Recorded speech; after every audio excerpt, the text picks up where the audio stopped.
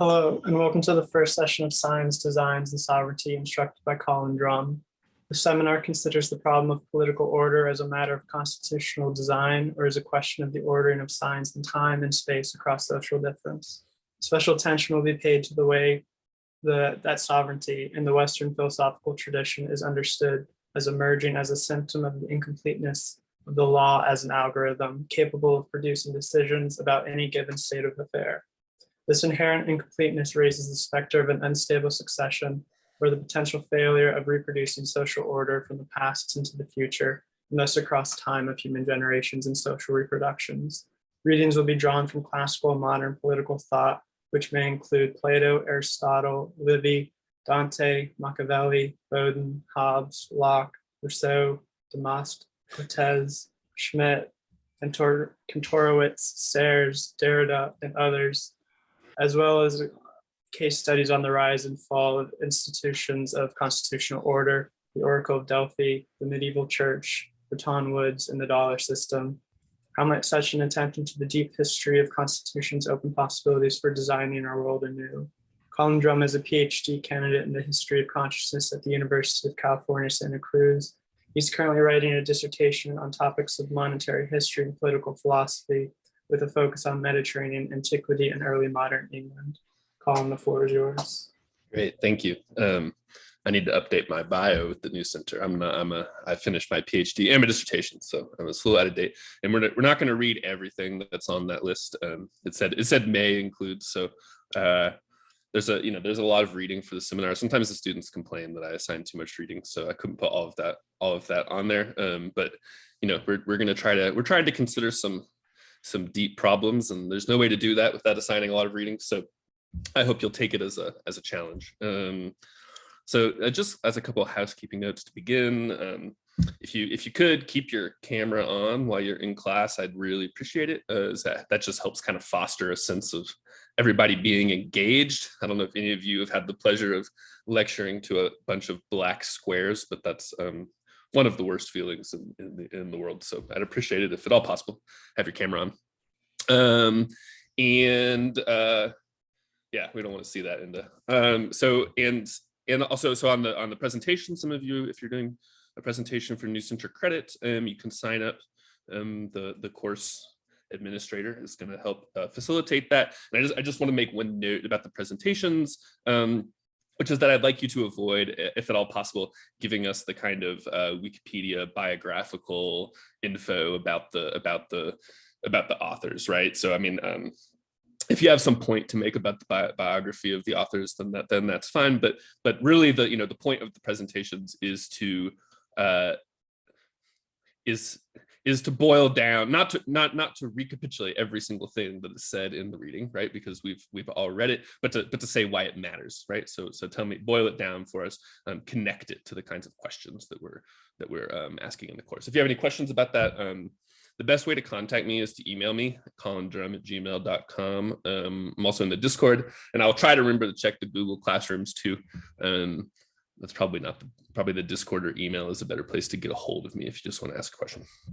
So I think that's all the housekeeping that I really want to talk about. So I'm going to talk about just kind of framing the course, what we're doing, and I want to kind of situate it in relation to some past courses that I've done, since this is my fourth seminar now at the New Center. And so for some of you who may be watching in the archive, I'm going to try to establish some continuity with what we've done, and then I'll open the floor to questions, just kind of generally about what we're doing in the seminar going forward, and then we'll get to today's topic, which is Antigone, and some readings about oracles and treasuries and things like that, which I hope you enjoyed and found stimulating. Okay, so the basic point of this class is to consider questions about international political order. Okay, so we're kind of following up on a trajectory of problems that I've been considering in my New Center seminars. The first one, which I gave when I was in an earlier stage of working on my dissertation, is really about modern monetary theory, problems about the relationship between money and the state, which, as you're probably aware, is a big topic for us now, for a number of reasons. one of which is the problem of climate change and the question of how we're going to fund the war against climate change, if we can put it that way, right? So this question in particular, in addition to kind of our generational experience of living under austerity for several decades now, and seeing all of the social ills that creates, has put this question of the relation between money and the state on the table. And this is really what my work is about. And so that's what we considered in the first seminar. It's about money. In the second seminar, we read Capitalist Power by Nitzen and Bichler, or we read some other things too, but it was structured around a reading of that text. And that seminar really considered the other side of money, by which I mean theories about what money is a sign of, right? So there are two major traditions about this. One is the value tradition, and the other is the utility tradition. The value tradition coming from classical political economy and Marxism, and the utility tradition being kind of its successor in neoclassical economics. Nitzen and Bichler critique both of these theories and suggest another theory according to which what we need to think about economic categories as being constituted by power. Now the question is, what is power? And we tried to explore the idea that we can understand power as an option. Right? So the next seminar that I gave might seem like a bit of a detour. It was about geometry and the philosophy of mathematics. But part of the point of that seminar was thinking about the way that economics as a discourse presents itself as a geometry. Okay, economics makes proofs about things in the same way that geometry does. And what's politically at stake in the idea of geometry is that it allows us to make universally quantified statements about all triangles without having to prove that our statement is true about every single triangle. And as I tried to kind of show in that seminar, part of the political stakes of this are anxiety about computation and the bureaucracies, right, that carry out computation. So the idea of geometry is important to Greek political thought, and thus to the entire Western political philosophical tradition, because the idea is that free people who are not specialists, who are not slaves in the palace carrying out the work of computation, can come to an agreement about universally quantified statements, such as the interior angles of a triangle sum to 180 degrees. Right? So this seminar returns a little bit to the main trajectory, in that we're going to be considering problems that are a little bit more obviously about economics and political order. But we're going to consider a slightly different aspect of the problem in this seminar, which is not just the relationship between money or economics and state power, but the relationship between states, right? How do states relate to other states within an international political order? And so where we're headed by the end of the seminar is to consider some contemporary debates about this problem, right? And I'll talk about that in a little bit, but we're going to be considering the United States, the question that is, I think, surprisingly controversial about whether or not the United States is an empire and what's at stake in considering the question of whether or not it is an empire, right? If we have a global monetary order that is anchored in the dollar in the United States, what is the nature of that power? And we're going to be looking at some of the history of the Bretton Woods institutions. So I assume you know. If you don't know things, please stop me. No question is there's, well, there are stupid questions, but the stupid questions are not the ones that you think they are. So the Bretton Woods institutions were created after World War II, and they're things like the IMF. The International Monetary Fund, other things, and we're gonna be considering the way that these international institutions function as arbitrators of state legitimacy. Okay, so we're going to be looking at international institutions that produce decisions about the legitimacy of states, but are not themselves states. So what is the nature of a kind of power that is not a state? It's very much not a state. In fact, it seems to depend in some way on not being a state. But this is a power that can make decisions about states, and in particular, decisions about the legitimacy of states. Okay, so this class really is about legitimacy and about the way that legitimacy is determined in and through the power to read signs, or what I'm going to term the exegetical power, for reasons that we will see, that you may have picked up on in the reading. Okay. And so what I want to do is consider the genealogy of institutions like this through the deep past in the Western philosophical tradition, because that's kind of my shtick, right? So we're going to start off with ancient Greece, and we're going to think about oracles, which is something that I've been fascinated with for a long time. What is the oracle, right? What kind of power does this institution have exactly? And then we're going to carry that through, and we're going to look at the medieval period. We're going to look at the Catholic Church as a supranational organization. Okay, and then we're going to turn to kind of the beginning of the modern period, and we're going to look at some of the foundational treaties that defined what we think of as the modern interstate order. So the Westphalian sovereignty might be something that you've heard thrown around a lot, without really being clear about exactly what is meant by this. And so we're going to look at that. We're going to look at the Treaty of Westphalia, which is, well, a treaty that needs to be understood in the context of a rebuttal of a different thesis about sovereignty from the Middle Ages, focused on the Catholic Church, right?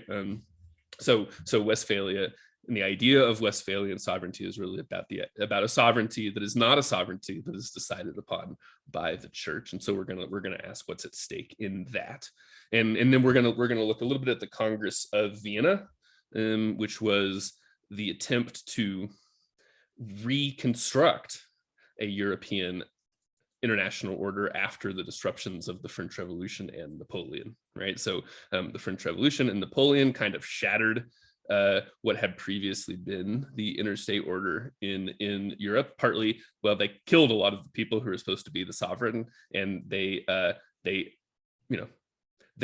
broke things. And so the question was, how can we take this broken thing and put it back? And that's kind of the constitution of the interstate order in the 19th century.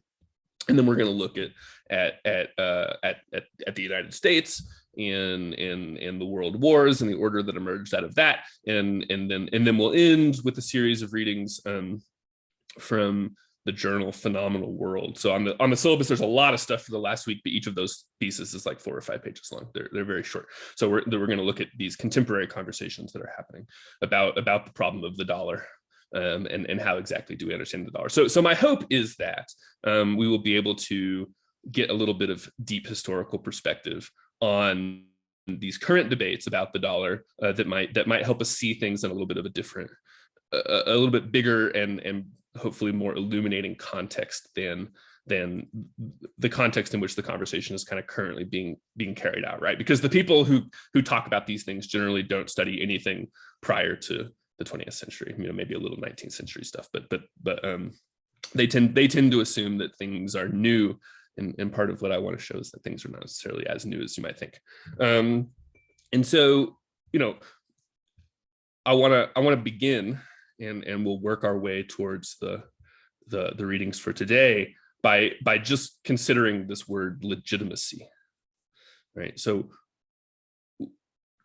this word has 2 different meanings. I hope you noticed, right? On the one hand, we use the word legitimacy to mean something like whether or not state power is good or not, right? An illegitimate state is one that doesn't really deserve to be a state. It's for some reason, right? Maybe it was founded in violence. Well, that's a problem, because if you start to think about it, it seems that most states are founded in violence. If you really start to think about it, it seems that most states are founded in a crime. Okay, so we're going to be thinking about the relationship between foundations and crime. the way that the act of foundational violence that makes order possible, that makes political order possible, is illegitimate within the framework of the order that it creates, right? The founding cannot be repeated because it is a crime. That's one of the basic things we're going to be talking about. So we have this idea of legitimacy, but the root meaning of legitimacy has to do with children, okay? You are either a bastard or you are legitimate, okay? So legitimacy, the origin, the sort of root of this concept is the idea of a child, an offspring, who is the product of a marriage that has been sanctioned by religious authority. And the result of this is that the legitimate child can inherit, okay? So legitimacy is the grounds of inheritance. And so part of what we're going to be thinking about is the way that these concepts are fundamentally linked. And we'll be talking about that more in just a second. So before I go on to talk about today's readings, Antigone, anybody have any general questions about the class? Housekeeping questions, anything like that? No, doesn't seem like it. Okay. Very good. Okay. So on the table for today, we have a few different readings. So oh, I guess I should add, right? So we're going to be, so there's a bunch of secondary reading, but we're also going to be considering a series of primary texts, which are it's not a complete survey of everything that we might want to read in terms of the canon of Western political philosophy. And there's some things that are not generally read in the canon, and they're there for a reason. So we're gonna, so we're starting. So in our ancient Greek unit, we're going to be reading Antigone and Plato's Statesman, are kind of our two primary texts, and we have some secondary readings. In the second unit, in weeks 3 and 4, we're going to be reading Dante, De Monarchia, and Giles of Rome on ecclesiastical power. So we're going to be thinking about the relationship between the priesthood and the monarchy. And then in week 4, we'll be reading Jean Bodin and Thomas Hobbes. And then we'll read, in the next week, we'll read some classical liberal theorists, Rousseau and Locke. In the next week, we're going to read some reactionaries. So reactionary in the sense that they thought that the French Revolution was a bad thing, right? So we're going to be reading some apologies for the power of the Catholic Church, right? These are pro-Catholic thinkers who are writing in the wake of the French Revolution, who are saying, basically, all of this was a bad idea. We let the cat out of the bag with this. So these is de Cortés and de Maistre. And then we'll read something by Keynes and by Henry Kissinger. We're mostly going to leave kind of the big primary sources off the syllabus in the 20th century, because now we're talking about current events. Okay, so today's primary reading is Antigone, which is, well, in many ways, the foundational text of the problem about the legitimacy of state power and the relationship of state power to other kinds of power that might have the grounds to critique it. Okay, so is the state everything? Is, as Carl Schmitt writes in the discussion of the term nomos that we read for today, is there a problem in that we have inherited, as Carl Schmitt thinks, a 19th century discourse which has made the idea of law univocal, in the sense of there's only one kind of law, and the law is positive law, in the sense of a law that is posited by the state, right? The law is what the state says that it is, right? Schmitt, according to Schmitt, this is the idea that we've inherited from the 19th century, but it's a problem because it doesn't leave us any conceptual resources with which to think about a law that might render the state itself illegitimate, okay? So whether this is a good thing or a bad thing, I'm going to leave to you to think about, right? Maybe that's what we want. Maybe that's what we want to reduce law to the proclamation of the state because, well, I'm going to give you reasons to think as we go on that Antigone might not be your friend, right? Antigone is the one who mounts a critique of the state from the perspective of a kind of law that is beyond the state, to which the state is subject, that the state cannot change, right? As she says, we don't know where it came from. It's been here forever, right? This is the idea of nomos, as opposed to, well, a different kind of law, a mere proclamation, or in Greek, a kerugma. Okay, so in the text of Antigone, there is a very clear distinction carried through the entire play between nomos, meaning the law, and we'll talk more about nomos in a little bit, and the orders that Creon gives, which are simply proclamations, kerugmata. Okay, so this is the law of the dead, the law of the birds, the law of the oracle. Okay, it's the law that in whose name Antigone speaks. It's the law that Tiresias, the seer, who's associated with Delphi, with the oracular power, he reads it in the signs of the birds. Right? This is the power that critiques the state, and that says that the state can't just do whatever it wants. Now, that might sound like a good thing, right? And I'm sure that there's some good things about it, right? But, because you don't want the state just doing whatever it wants arbitrarily with no checks and balances, right? But it's also a problem. So my suggestion that I kind of want to begin with is that so the dominant reading of Antigone in critical theory in the 20th century is derived from Hegel. It's carried forward by Judith Butler in Antigone's Claim, which is not, there's infinite stuff I could put on the syllabus. If we have more time, we could read the Butler book, which tends to see Antigone, who's, it's nice because she's a woman, right? So we have this woman in this patriarchal canon, and so we want to identify with her as a figure of resistance against the state. This is the way that Antigone is presented. What I want to suggest, I just want you to at least entertain this idea, is that Antigone might not be your friend, because Antigone is speaking from the perspective of the continuity of aristocratic and dynastic wealth.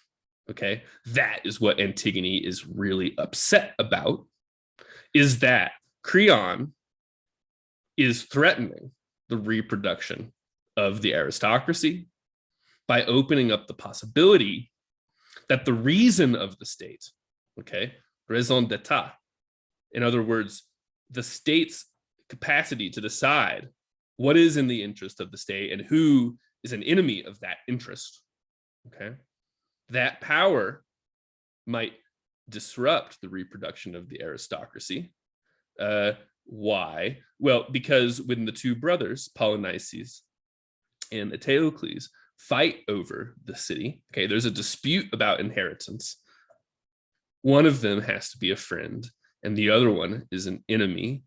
And Creon says, well, Polynices is the enemy of the state, and that means that the state can deny to him the funeral right. Okay.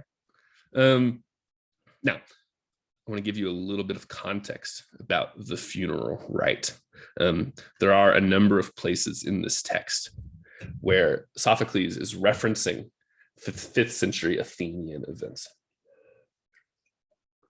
So this text is set, of course, in Thebes, which is a little bit north and west of Athens, in a couple hundred years earlier. But it's being written and performed in the 5th century. And one of the things that happens in the political history of Athens in the 5th century, and this is very famous, is the funeral oration of Pericles. There are a couple moments where Antigone satirizes this. So there's a very strange passage, which commentators on this play have sometimes, like Goethe thought it had to be fake because he couldn't make sense of it. It's the passage where Antigone says, well, my brother is really important because my mother and my father are dead, and so I can't get any more brothers, and so that's why he's the most important one. I forget exactly what she says, but she makes a very weird argument about this. This is a satire of something that Pericles actually says in the funeral oration. It's intended to be like basically so Pericles is saying, don't mourn your dead children because you can just make some more. And so your line has not really ended. You don't need to mourn your children because you can make more. You're still alive. It's still time for you to have more children. And what does that mean? Well, that means that your family line can continue, right? So this is supposed to be a consolation to his audience, and it is satirized by Antigone. Now, the issue of funeral rites and the religious obligations of the funeral is very important in 5th century Athens for a few reasons. Okay, so the funeral oration of Pericles is scandalous because they're burying all of the dead soldiers in a common grave, and they aren't getting individualized eulogies, right? So also around this time, the traditional funerary rituals, which were carried out by women, were banned. They were made illegal, right? So previously, when a rich man dies, when an aristocratic man dies, all of the women are supposed to go into mourning, which involves a very ostentatious display of wailing and tearing out your hair and all kinds of things like this, right? This was banned in the 5th century and this was seen as an attack of the democracy against the aristocracy, precisely because the funeral rituals are part of the way that the continuity of the aristocratic lineage is reproduced across time, right? So no longer are we establishing these lineages, individual lineages of aristocratic families through mourning their death and thus reproducing the lineage. Instead, we're just mourning the soldier, and we're mourning them all together, which is mixing them all up in a way that is socially threatening to the aristocracy. There are also material culture transformations that are happening a little bit before this and also culminating in this period, which is, if we just look at the archaeology, people bury metal underground in tombs, right? So if we look at archaeology of the archaic period, there's all of these little tombs. Every family has its ancestral tomb. There's things that you have to do. You have to pour libations to the dead, okay? So the dead have these little tubes and you have to feed them by pouring like wine and stuff down into the tube so the dead people can drink it, right? So maintain, you don't just make the tomb and then forget about it, right? The tomb is something, there's activities, there's ritual activities in that have to be continuously done, and these activities have to be funded in various ways, right? So these tombs might have endowments of revenue producing lands that pay for all of this.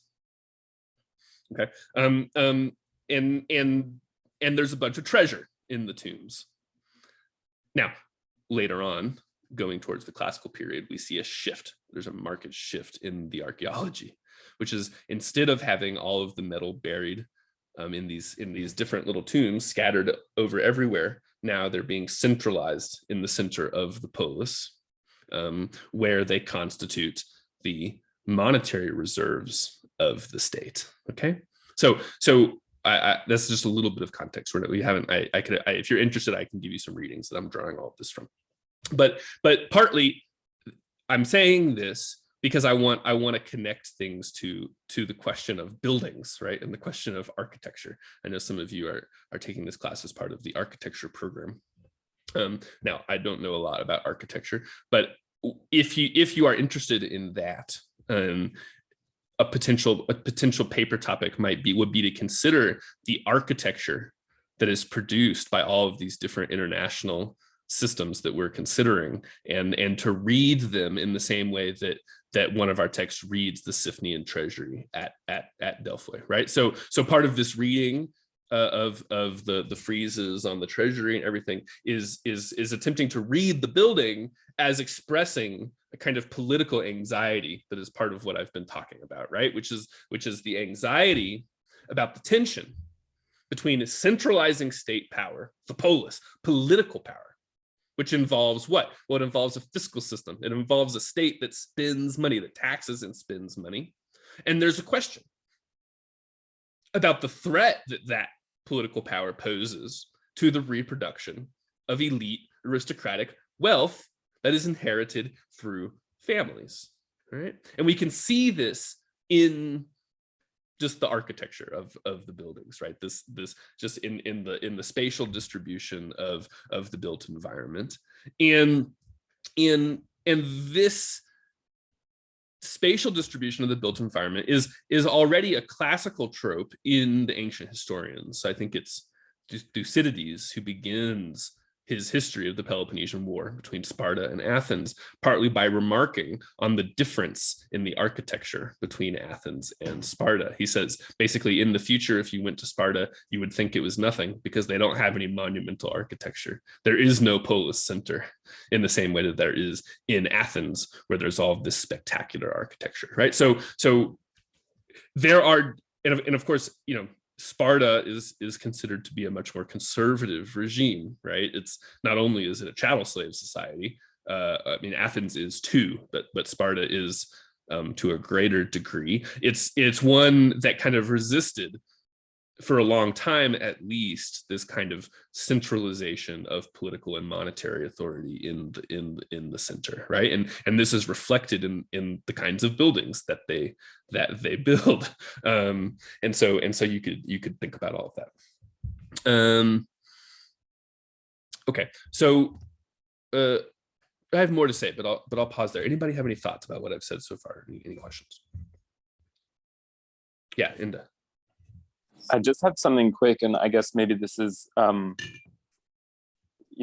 that I feel like I have to ask, but just when we were going back to the Antigone question and, is Antigone your friend, so on and so forth, shouldn't we kind of consider this struggle not necessarily as one between the aristocratic elite and the state in a kind of neutral sense, but, the state as a kind of proto-bourgeois sort of like instrument of a different, like, it's a kind of struggle between two classes in a sense, but neither of those classes are the kind of, necessarily in and of themselves good or yeah. I mean, I don't know how exactly to phrase this question, but it feels like maybe it's not like we should be picking sides. That's not too simplistic a way to put it. Yeah, good. Right. I think that point is important. Just because Antigone isn't your friend doesn't mean Creon is, right? I think that is well taken. I think the way that I would put it is this: when we look at constitutional changes, constitutional crises, like the development and the collapse of the democracy in Athens, usually what we are going to observe, I'm not proposing this as an ironclad rule of law of history, but we're going to see the elite splitting amongst itself, right? So we're going to see, well, we might see new elites, we might see novi homines, or new men, people who have gained wealth from new kinds of sources, right? Often, what does this mean? It means commerce. So I hope you noticed the passage where Creon is arguing with Tiresias, and what does he accuse Tiresias of being? A dealer in precious metals. Okay, he's Tiresias. He says, you priests, you're always selling me for profit. So go barter your silver, gold, etc. I mean, right? He's presenting Tiresias as being. So Tiresias, on the one hand, is a priest, which seems like, okay, you're representing kind of like this conservative moral order or something like that. But on the other hand, he's involved in commercial activity, because these networks of priests, right? It's not the city, it's not the gods of the city. There's networks of these priests. There's different temples of Apollo, and they have international networks, and they talk to each other. So this brings us to the one of the questions posed by the essay on Delphi, which is really important, and we'll talk more about that. About this ambiguity in the role of the oracle as sort of, is it a conservative institution or is it an innovating institution? Okay. And this is the question that I want us to pose about all of the different institutions that we're going to be considering in this course. Are they conservative institutions or are they innovating institutions? Is that question posed incorrectly somehow, maybe? Right. So we can think that way about the IMF, right? I mean, on the one hand, institutions like the IMF are defending the status quo, right? I mean, these are institutions that defend the rule of the victors of World War II over the rest of the world, okay, by reproducing relations of interstate debt and stuff like that, right? But on the other hand, they're the ones who carry out the structural adjustment programs and things, which are actually quite radical innovations, okay, interventions into the economy of the target country. So there's a kind of ambiguity. So what we're going to see, right, is we see perhaps a conflict between an old elite and a new elite, right? I don't think bourgeois is the right term, but I know what you mean, right? I mean, I think probably new men is probably a more period appropriate way to think about it. These are rising elites who don't necessarily have deep roots in landed wealth, right? They don't own vast estates in what we're going to learn as the Cora, or the surrounding territory of the polis, but these are men who make their money at the harbor, right? At the Piraeus, which, of course, for those of you who have read Plato's Republic, Cephalus is one of those kinds of guys. And so in Athens, right, part of the way that they manage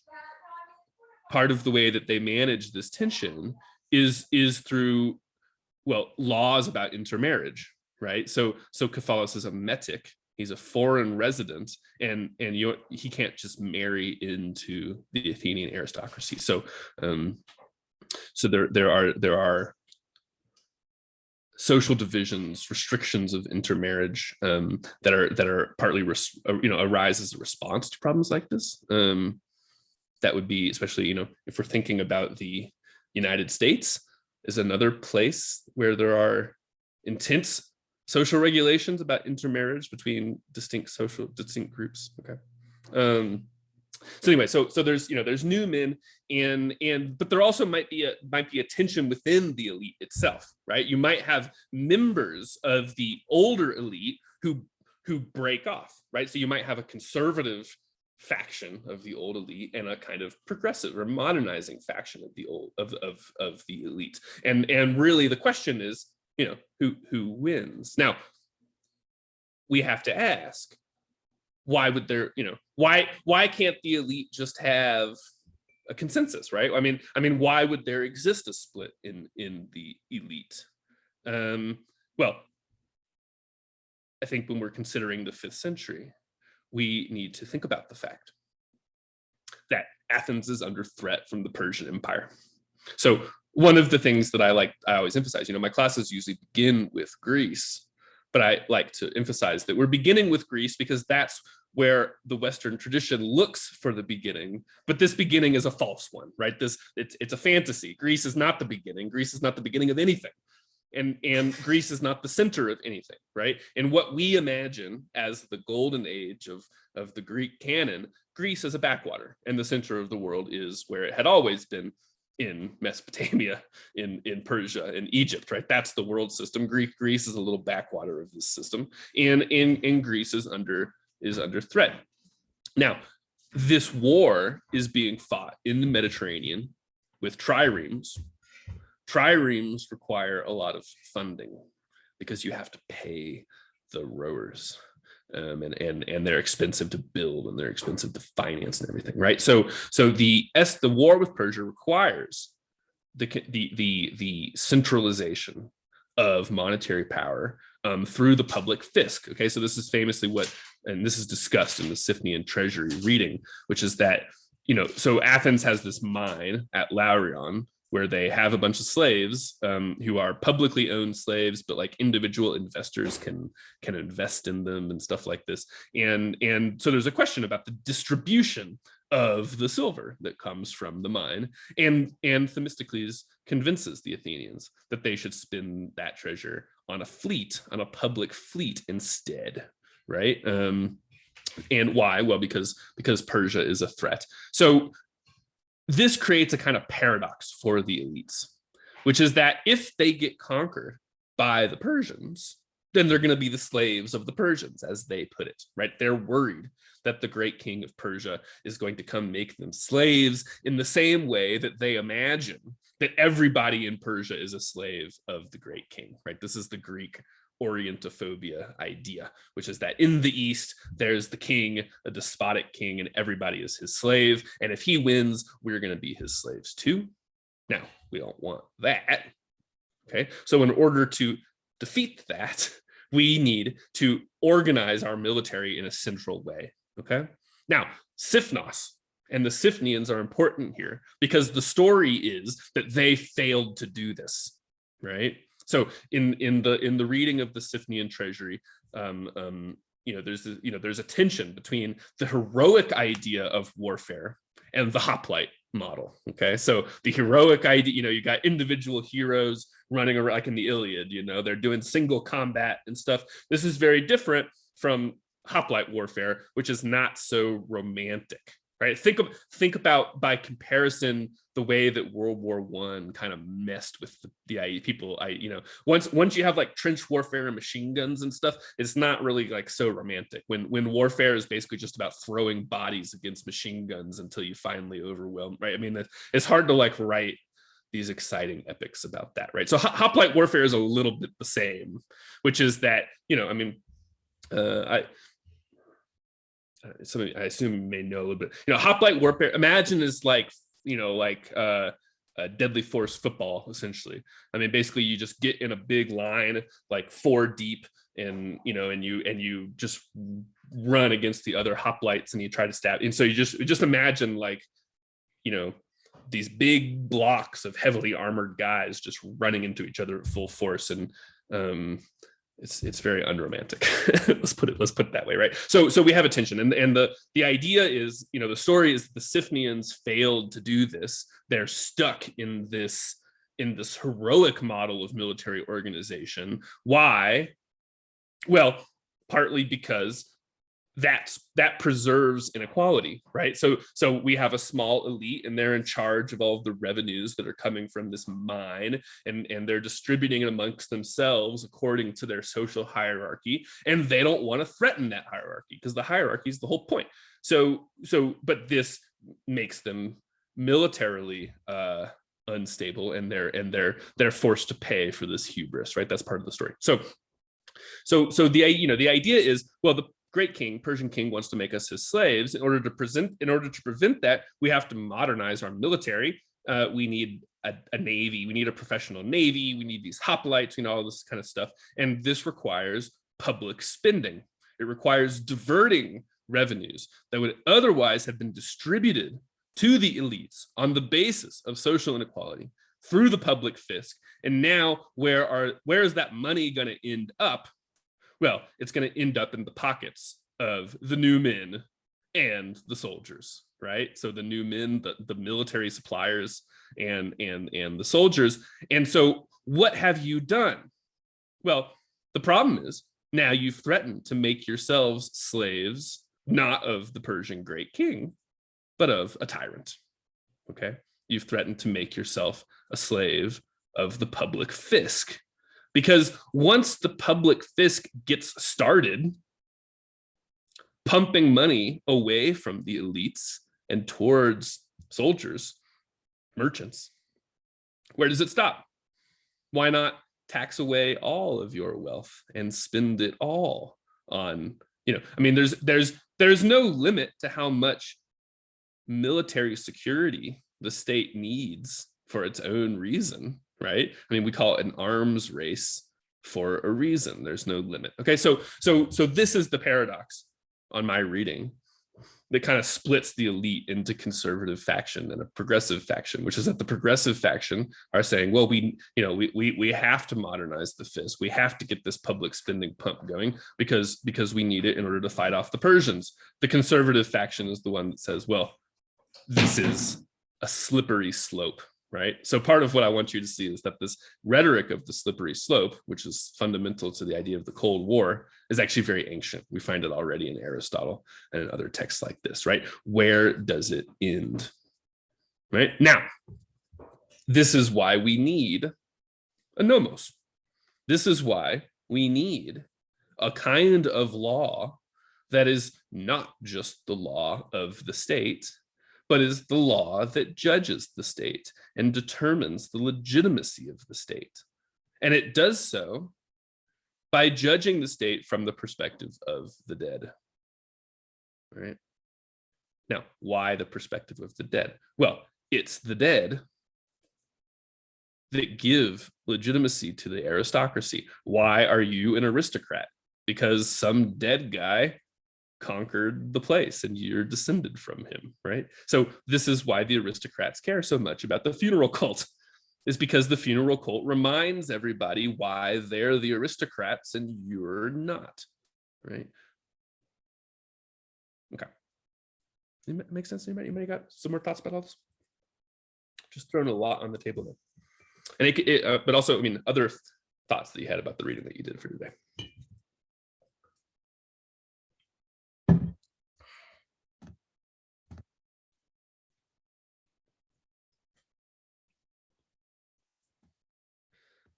Right. So, yeah, Albert. Yeah, I'm trying to get a better sense of like in one of the essays, they call them the middling. Yeah. Are we talking about, like you said, new men, merchants, like soldiers? I don't know if that is part of it, or. Yeah. Well, maybe the hoplite class. So, I mean, another thing to understand is that the hoplites need all this armor, and you have to buy your own armor, right? It's not like the state issues you your hoplite armor. You have to buy it. And so this is going to be a class of people who have some wealth, who have land. So this framing of the elite discourse versus the middling discourse is this framing that the classicists use. You'll see it everywhere if you start reading this classics literature. I'm a little skeptical of like how really rigorous this is. It's a little bit of a convention that is being used now. It might be worth taking it with a grain of salt. But the idea is the middling discourse is the discourse more of the hoplites than the heroes, right? And which is kind of associated with what I've been sort of identifying as the progressivizing elites, the elites who say this centralizing the fisc is a price that we have to pay in order to preserve our liberty against external threats, right? The progressive elites are more afraid of the external threat, while the conservative elites are more afraid of the internal threat. They say the price is not worth paying, right? Because what's the point of preserving the state against the Persians if the price of that is that I don't get to be an elite anymore? I don't get to transmit my inheritance to my children, right? So Inda, can you say more about what you just wrote in the chat? Yeah, I was just thinking, I mean, and this might just be my own sort of random interpretation of it, but I was thinking more like middling could be understood in terms of like a dynamics of wanting to dissipate slightly the power structure, not so much about like being representative of like a class, like a middle class or something like this, but more about wanting to diffuse the structure of power into like the democratic sort of organization. And middling then was more about like an ambition that certain members of society, because of whatever sort of positionality they held within that society, kind of it served their interests better to have this kind of like middle, like diffusion of power rather than concentration in the hands of the elite, which that would just be like, that's really great, because another thing that we need to talk about is that the idea of the middle is very central for the way that Greek political thought works. Okay, and this was mentioned a little bit in the readings that you did for today. It goes back to the Iliad, right? So the idea of the wealth, the booty, the spoils of war, what happens to it? Well, it's placed es meson, okay, in the middle. So we should imagine we have a spatial organization of people, which is a bunch, these warriors who are all supposedly equals, right? They're the heads of their clans. Think about, Odysseus, Achilles, all of these people. And so we imagine them, they go sack the city, kill everybody, they take the women as slaves and take all of the metal and stuff, and they pile it up in a big heap in the center. And then they distribute it amongst themselves, okay? Perhaps they have sports contests that are going to determine who gets what, right? All of these various kinds of things. But what's important, right, is that, well, what is in the middle? What is in the middle is the object of politics rather than the subject of politics. This is very, right, so the problem is what? Well, the problem is that Agamemnon wants to put himself in the middle as the subject of politics rather than the object of politics, right? So the problem is that you have one of these guys, these members, heads of the clan, who's attempting to establish himself as the king rather than one among equals and put himself in the middle. So the idea that the middle is empty, right? The middle is where the objects are, is where the stuff is, and no body is in the middle, is really central to the way that Greeks think about political order, right? So I like what you're saying here, right? Which is that the problem is that we have this kind of centralizing polis and a centralizing fiscal system, but what are we trying to avoid? Well, we're trying to avoid tyranny. Tyranny being what happens when one guy puts himself in the middle, right, where nobody should be, right? So the idea of the middling discourse, we could read it this way, right, as attempting to preserve the spatiality of the middle, despite the kind of pressures of the modernizing fiscal system that are calling that into threat, right? Yeah, so I think that would this idea of middleness is really important for that reason. Good.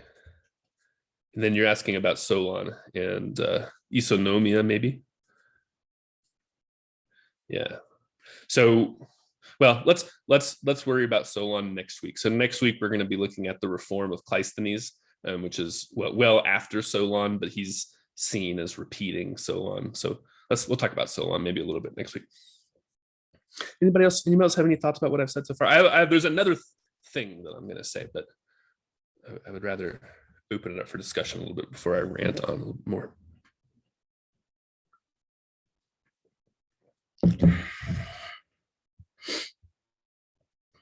No. All right.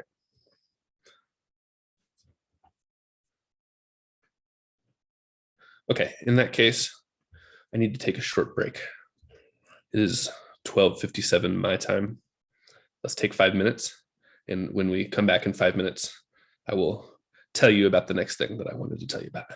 But maybe you'll think of something that you want to say before then. So take 5 minutes, think about something you might want to say. Otherwise, I will give you the next bit of rant.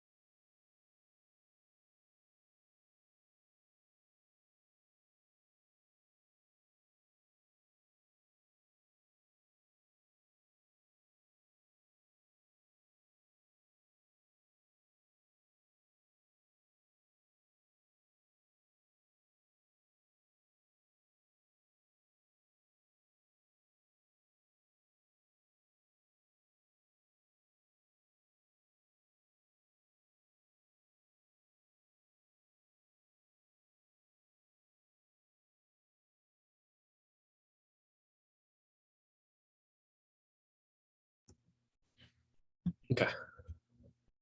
Let's reconvene.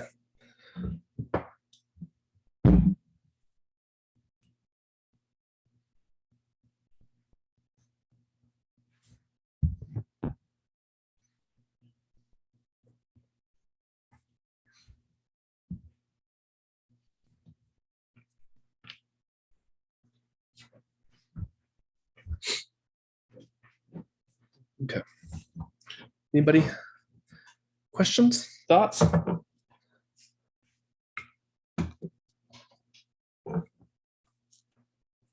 Observations? Yeah, Taylor. I don't know if this is preempting your next point, but I was curious about the role of gender in all of this, the way that, and that was the Finkelberg that was talking about the way that these clans were kind of organized matrilineally, and then the way that that kind of seems to get overwritten in these later epics as a kind of patriarchal or patrilineal line. Is there a kind of class connotation or an old elite versus new elite argument to be made in terms of gender? And so what was going on there? Great. Yeah, that is in fact the next point. Anybody have any idea? Before I tell you the answer, what do y'all think? What's okay? There's something going on with gender and all of this stuff. What's going on with gender? What is there's a problem with women. What is the problem with women? Yeah, James. Oh, somebody, yeah, Alexander. Why don't you go ahead? Yeah, I think there was answer in text you suggested us before, like the power is going through woman's line, so you inherit as a husband of royal woman. Mm-hmm. Mm-hmm. Inherit what? Inherit your state, your power. Like being a king means to marry the previous king's daughter. Yeah, right. The kingship specifically. So we'll talk about this. There was somebody else who raised their hand. Has your point already been? Yeah, James. Just to add to that, I'd say the problem was that modern scholars misinterpreted the succession because they only sought the patrilineal model of succession. So they misinterpreted lots of the situations. Yeah, right. So like famously, right? It's for a long time, nobody had any idea what the Odyssey was about, right? What's the Odyssey about? The Odyssey is about the suitors of Penelope. That's the point, right? That's the whole framing conflict. Now, there's hundreds of years of scholarship on Homer, on the Odyssey. They can't make any sense of it. They have no idea what's going on. They say, well, it's going to be a mystery. Nobody knows. It's lost. Well, it's not really that complicated, okay? As Margaret Finkelberg shows us. And this is a really important paper for me. There's a lot that flows from this, okay? It's simple. Whoever marries Penelope is going to be the next king, okay? Penelope is the royal heiress, and her husband is going to be the next king, okay? So now I think it's important to understand. So somebody, I think Taylor, you said the clan organized matrilineally. So that's an important mistake to avoid. And this is something that Finkelberg addresses in the paper, right? So there is an earlier generation who said, well, look, it's all matriarchal. Well, it's not quite true, okay? It's a patriarchal society. So the clan organization is patriarchal in sort of the way that we would expect, okay? The problem is that the clan is a different thing than the state. All right, that's another way to think about the Antigone problem. Well, no, James. Even it's patrilineal. So if I'm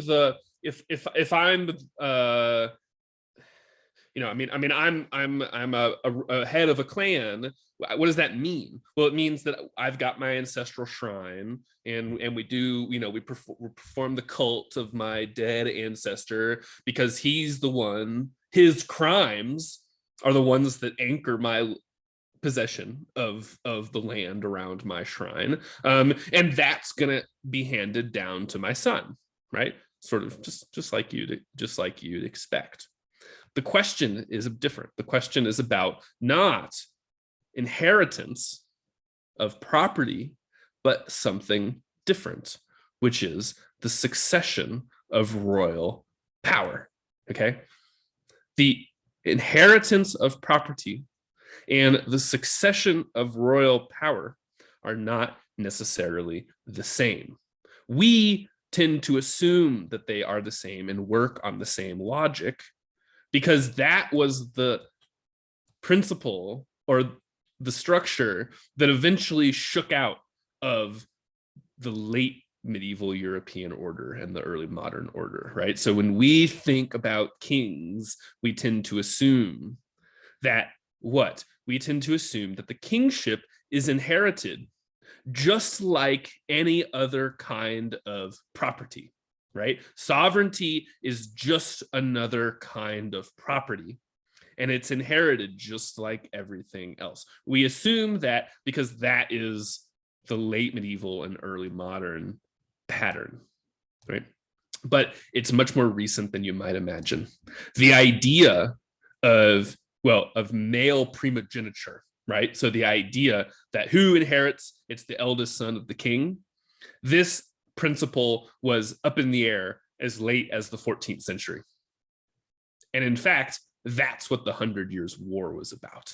So we're not gonna cover that in this class, okay? But the 100 Years' War was about the question of whether the English king had a claim to the throne of France through the female line, right? And essentially the French invented this thing that they claimed to have discovered called the Salic law, which prohibited that, right? So the French made up a law that said women can't inherit, and so therefore the English king can't inherit the throne of France. Instead, we're gonna, the dynasty died out, right? The Capetian dynasty died out in France, and the heir of that dynasty should have been the English king, but they said no, only men, and so they picked this other guy who's a much more distant heir. Okay, so the idea of male primogeniture was eventually established in Europe as a result, of increasing territorial integrity of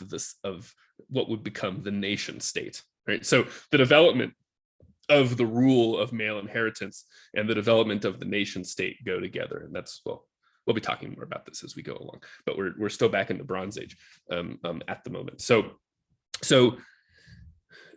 the clan, right? Property, inheritance of wealth is patrilineal in just the way you'd sort of expect. But the kingship is not like that, right? As Finkelberg shows us. And we can, you'll see this, and I'll show you in just a second. I'm going to share my screen and I'm going to show you the family tree of Oedipus. And we're going to see this. All you have to do is look at the list of names and you'll see that this is how it works. What Finkelberg shows us is that the kingship, the succession rather than inheritance, is matrilineal.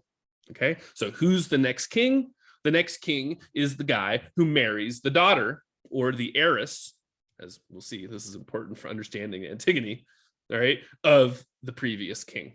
So, and this is the story pattern of a lot of these Greek stories, is that, you're a wandering hero, and what do? You show up in a foreign place, not the place you were born, and you slay the monster, and the king says, "Thank you for slaying the monster. Here's my daughter." Get married, and then you marry the daughter and you become the next king. Now, question I want to pose to the class: why is it like this? Why does it work like this?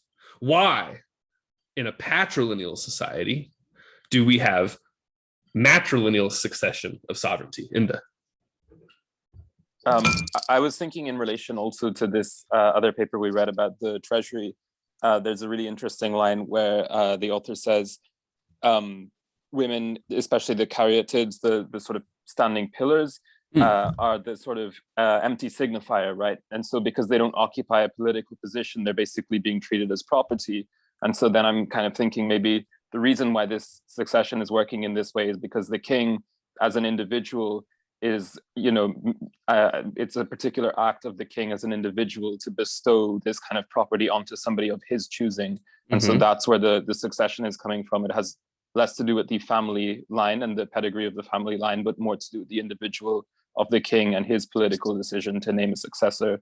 And this is the way in which he has agency over it, is through his giving of the property, because women are being treated as property in classical Greek society. Yeah, great. Yeah, so notice that nothing about this says that women are being empowered, right? If anything, it's the opposite. Because now if whoever marries the daughter of the king is going to be the next king, well, the king and all of his buddies, right, are going to have a lot of interest in who marries the daughter. And so they're going to have to control her sexuality in various ways. Okay, so that's all very important, right? So this is a way to choose who's going to be the next king. Alexander, you had your hand up. I don't know, maybe my answer is too simple, but as I thought, it's easier to check who is mother of the child than to check who is the father. So you just inherit through mother's line, and the man, he needs to prove that he is a hero, so he needs to make something to prove that he's great. No, that's not simple at all. That's very deep. Well, I mean, might be simple, but for that reason, it's deep. That's very important. Okay, and we're gonna have to think about this. This is where we're gonna get into the question about signs and who is empowered to read signs. Okay, because there's an information problem with patrilineal succession. Okay, you know who your mama is. Who your daddy is a little bit less certain.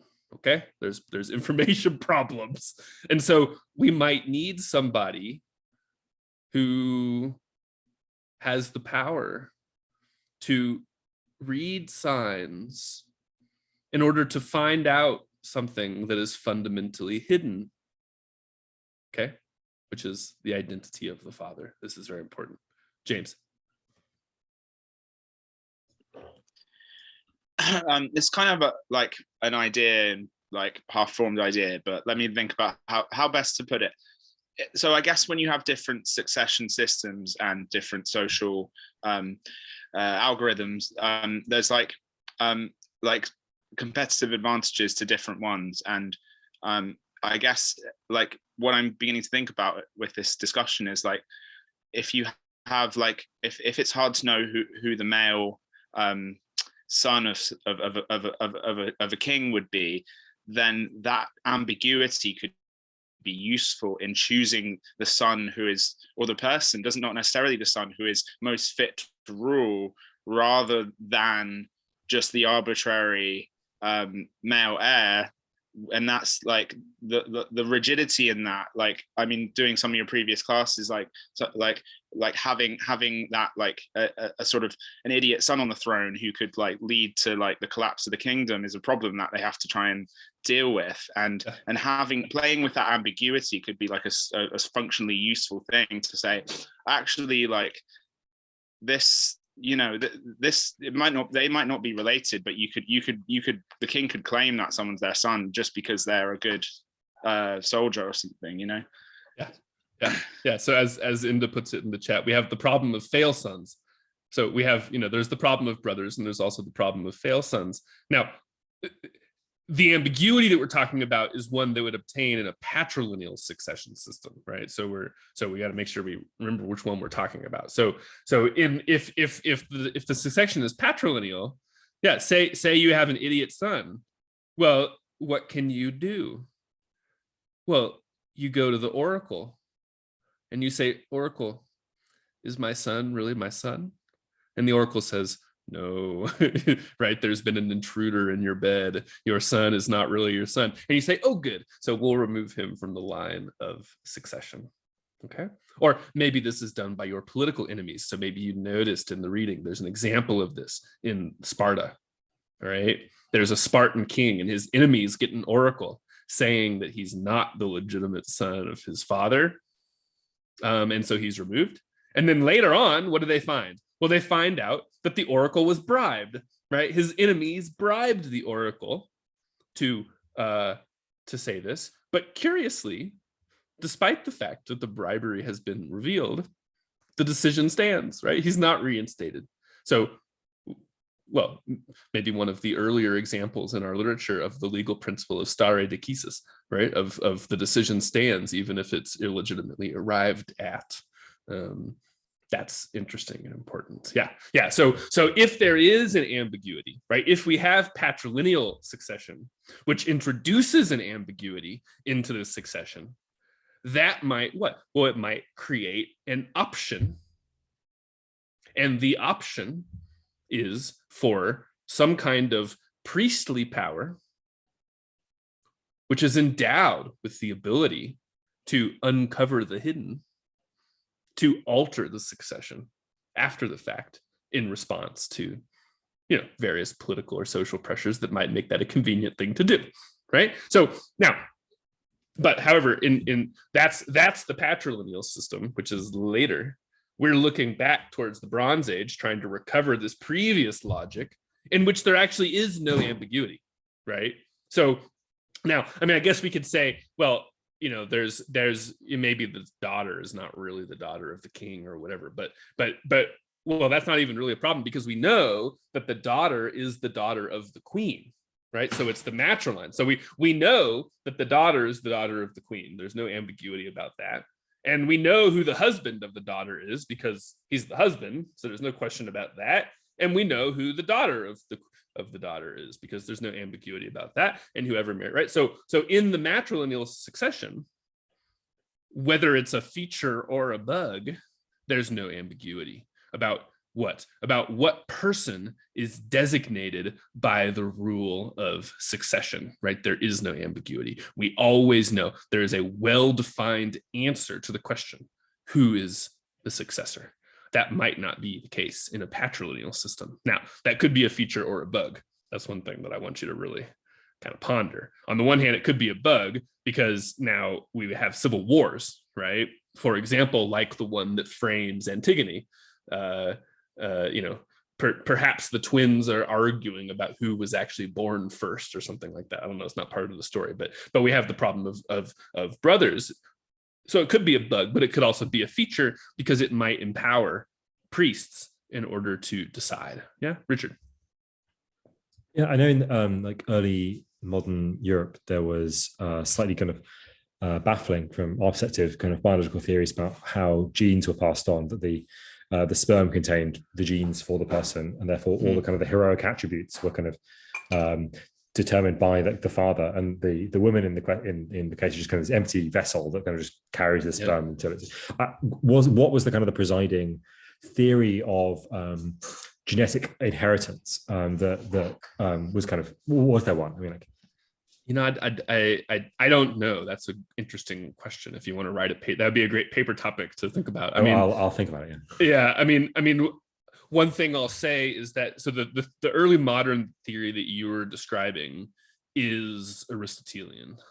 So for those of you who know a little Aristotle, right? The hylomorphism is his ontology that he has, and basically, he says, well, there's matter and there's form.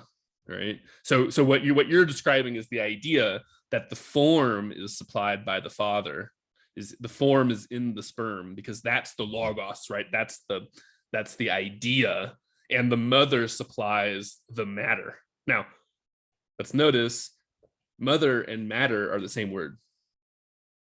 Right? Mater, matter, same word. Right? So the idea that the mother supplies the matter and the father supplies the information, the logos, is very old. So that might be the kind of theory that they have. Whether I don't know if that's older than Aristotle. It'd be interesting, but it's at least natural to think, right? Because the father doesn't supply very much stuff, right? I mean, the stuff that he supplies is quite minuscule. So obviously you can't make a baby out of sperm. So what does the sperm do? Well, it has to have the soul or something like that. But now what's interesting, I mean, that's definitely a patrilineal ideology about birth. So it would be an interesting research question to ask whether there was a different ideology, right? Because of course we know that in the deep human past, gender relations were not in the way they later came out to be, right? We have there's privileging of women in much earlier layers of human iconography and other things like this. There's also like there's a transition that occurs this is like way before the temporally the period we're thinking about, but there's in very early textiles,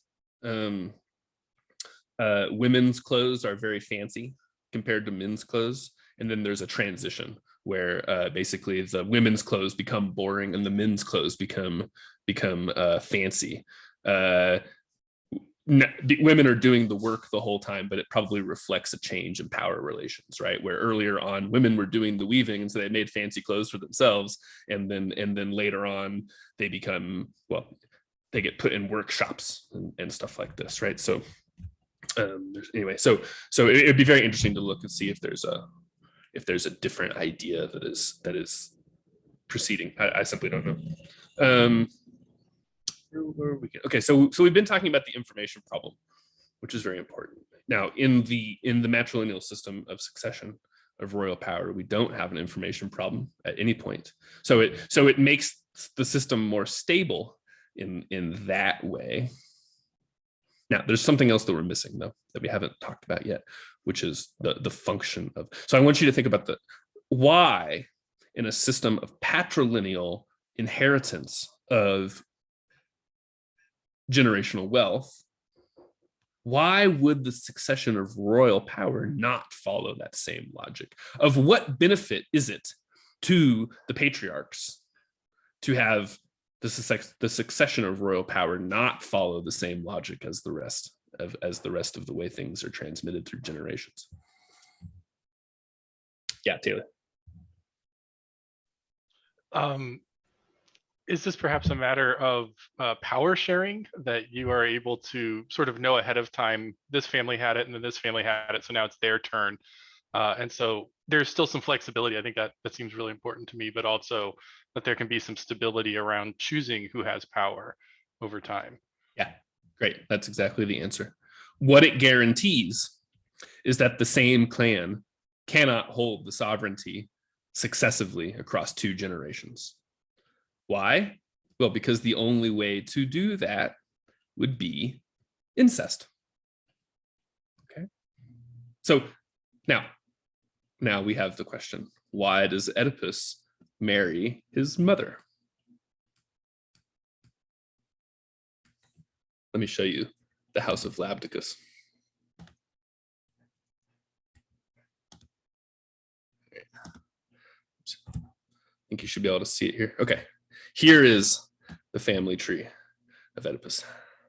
So the Oedipus is here, right? And of course, as we know, right, Oedipus is the son of Laius. His mother is Jocasta. And we also have Creon. Creon's over here. We have the children of Oedipus, Eteocles, Polynices, and Antigone and Ismene are here. Now,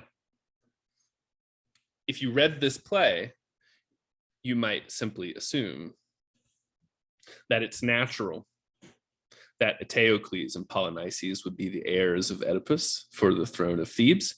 And you might think it also is natural, just makes sense, that Oedipus should succeed Laius because Laius is his father. But this is what we can't take for granted, okay? This is what Finkelberg unlocks for us. So let's go back and let's look. So I maybe should have assigned the readings that they're scattered kind of across different Greek texts where we have the whole story of this. But the house of Labdacus being Oedipus's grandfather, is founded by Cadmus. Now, Cadmus is an interesting figure. He is received in the tradition as being a Phoenician. Okay, so he's not Greek, he's Phoenician. The Phoenicians, of course, are a Semitic speaking people. So they come from the Levant, but they had they founded cities all across the Mediterranean, right? So they had trading networks all through the Mediterranean. And of course, the Carthaginians, the Romans, of course, fight the Carthaginians in the Punic Wars. Hannibal, all those kind of people, they're also Phoenicians, who have a colony in what's now Tunisia. Anyway, so Cadmus he's a foreigner who arrive, and he also is remembered in the tradition as introducing writing, which is important. Okay, so he brings writing, and he comes from he's a Phoenician, and he comes and he conquers, you know, the area around Thebes. Now, the question is, who is the heir of Cadmus? Well, Cadmus has a daughter, Agave.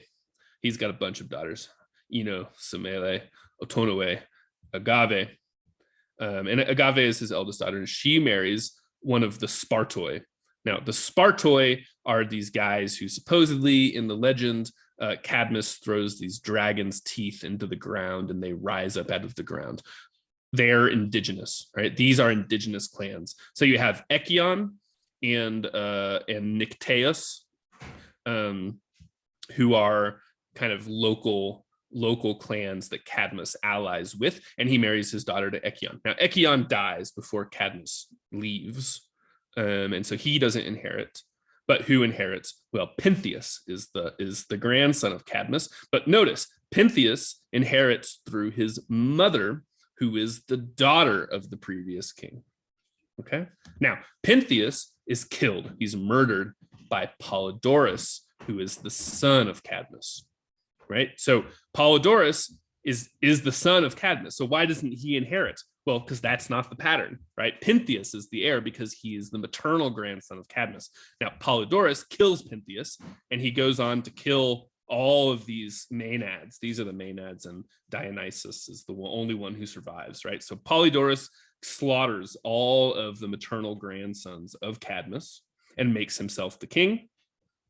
Then the succession is fought over by some other people. We don't have to worry about this whole thing, but the point is that there's clearly a matrilineal pattern of succession that is being usurped by Polydorus, who is the heir of Cadmus, the house of Cadmus, but that doesn't mean that he's the successor of the sovereignty, right? And then these various clans fight over the throne of Thebes. There's these other rulers, Amphion and Zethus and all these other people. And so eventually the lineage is reconsolidated in this line of Labdacus, right?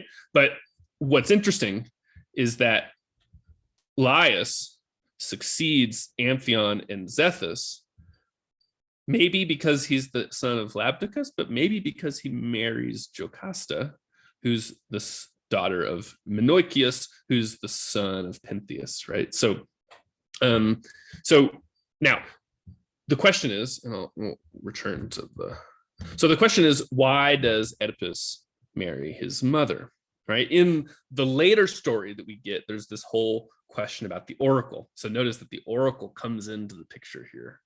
Because, right, so the story is that, you know, the oracle tells Laius that his son is going to kill him, and so Laius sends his son away, and then Oedipus hears that he's going to kill his father, but he thinks his father is his adopted father, and so he runs away, and then he meets Laius randomly on the road, and he kills him, and then he defeats the Sphinx. So there's this monster pattern story, and what's his reward for killing the Sphinx? Well, he gets to marry the royal heiress, right? The wife of the previous king, who he doesn't know is his mother, and that's why he's the king. Now, what's interesting is that in Homer, there's an earlier version of this story, and it doesn't have any of this. The only thing in Homer is Odysseus goes down to Hades and he meets Epicasta, who is the same as Jocasta. Maybe there's a question about, she has a different name, but where he meets Epicasta, and Homer is like, oh, Epicasta, you know, poor woman, she unknowingly, you know, married her son. But the way that Homer writes the line, there's no indication that Oedipus doesn't know what he's doing, right? So in the later story, we have the idea that Oedipus doesn't know what he's doing, but that's not there in Homer. It's Jocasta, Epicasta, who doesn't know what she's doing, right? And she's suffering from that. So this raises for me the question, maybe Oedipus knew what he was doing. Now we ask, well, why would Oedipus marry his mother? Well, because that's his claim on the throne, right? Oedipus can't just show up and be like, I'm the son of Laius, so that's why I should be the king. No, the king is going to be well, whoever marries Jocasta. And so Oedipus has to do that. Now, what's going on here in this myth? There's other bits of the myth, like there's Sphinx and stuff, and that's all part of the logic, but I think you get the point without walking through every single detail of it, and we haven't read that. But the point is this: what do we have? Well, we have a system of matrilineal succession of sovereignty that ensures that no single patrilineal clan is going to be able to monopolize royal sovereignty.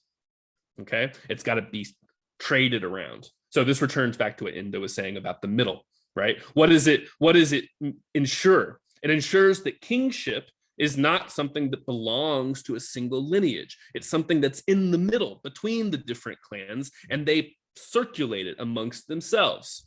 Now, this system breaks with incest, right? If the son marries his mother, then it collapses the two different logics, okay? It forces, through an act of sexual violence, it forces the patriline onto the matriline and monopolizes sovereignty into a single lineage.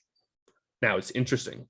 So as we've seen already, right, this introduces an information problem, and it also introduces the oracle into the picture.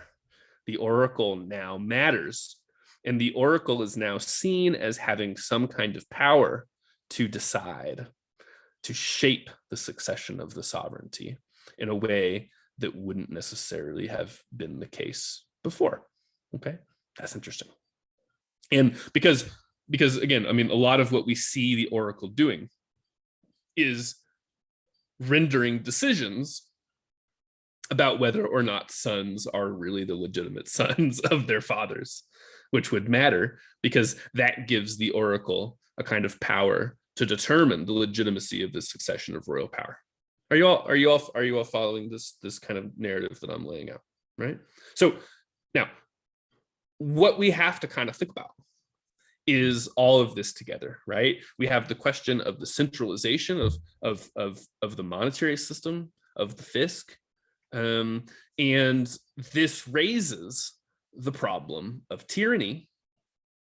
And tyranny just is the name for the patriline that turns against the other clans, that sets itself apart from the other clans through violations of sexual propriety, through incest, that allow it to monopolize royal power into its own line of succession, as though royal power were just another kind of property like any other.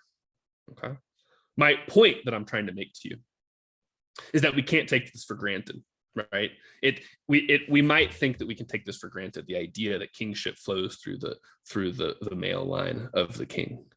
But I think when we unearth that there's this older logic that's buried underneath it, we can see that we can't take it for granted. And now we have to theorize that as a problem, right? Why is it a problem? Well, because if one clan has the royal power forever in its lineage, now it might develop interests that are divergent from the other aristocrats, right? The tyrant and his sons, think about Pisistratus and his sons. We'll talk about them next time, right? This happens in Athens, happens everywhere.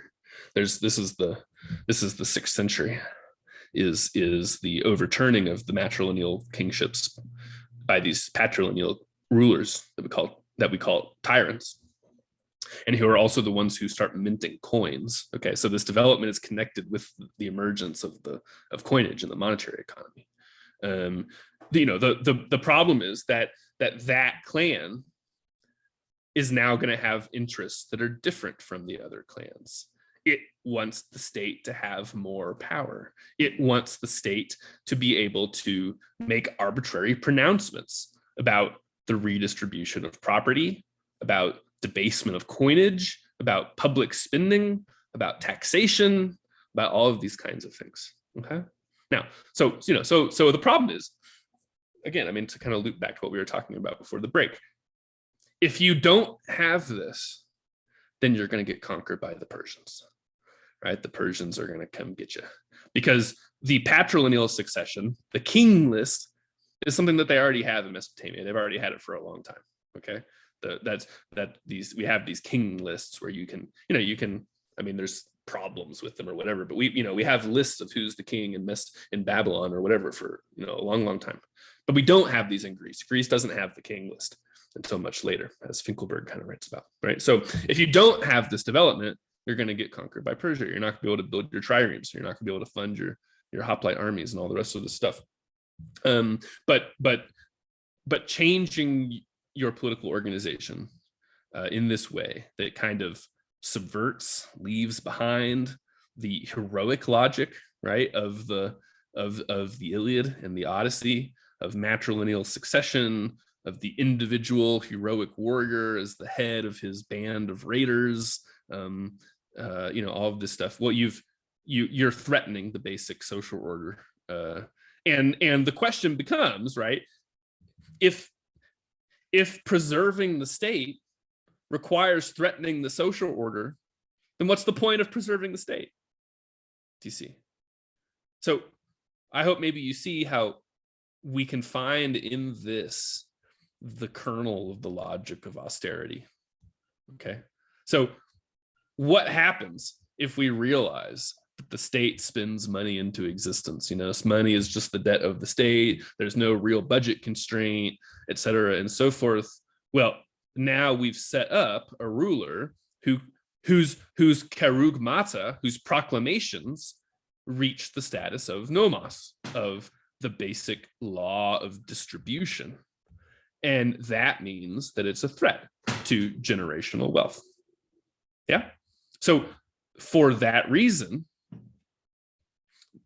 those who are in possession of generational wealth and those who wish to see their generational wealth passed down to their children rather than dispersed throughout society to bastards, okay, those who are not the legitimate heirs of the aristocracy, well, we might want to establish institutions that are outside, above, or underneath the state that can decide about the legitimacy of the state, and whose power to do that hinges on their ability to read and interpret signs. Okay. I hope this is making some kind of sense, right? So somebody in the chat is saying, right, the deep state, right? Yes. Oh, right. So yeah. I mean, the idea of a bureaucratic organization of the state that is resistant to the attempts of centralizing modernizers to, reorganize things by fiat in accordance with the reason of the state. Well, the state has its reason, and there's friends and there's enemies of the state. And if you're an enemy of the state, then the state is going to, they're going to prohibit the perpetuation of your aristocratic line in the funeral rites.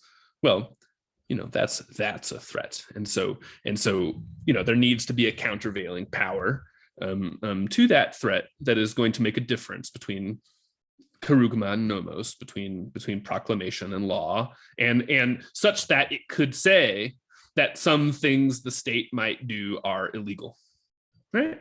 So now, of course, one of institution like this that we have in the United States is the Supreme Court, right? We also have international institutions, and that's why I want to talk about, because we're gonna talk about a little bit towards the end of the class, just to give you an idea of where this is going, right? We're going to talk about the way that economic aggregates, right? Things like GDP, when we talk about economic growth, these are not objective phenomena, right? You can't actually look out into the world and see economic growth. And there are, in addition, there's deep conceptual issues with counting growth and things like that. But it's so what do we have? Well, we have institutions like the IMF or the World Bank or other things like this, right? Who know how to read the signs, who can tell us, what the birds are saying. The birds are saying that your economy grew by only this much, or your economy shrank by this much, or, so on and so forth. And what is that going to do? Well, that's going to determine whether or not your state is legitimate.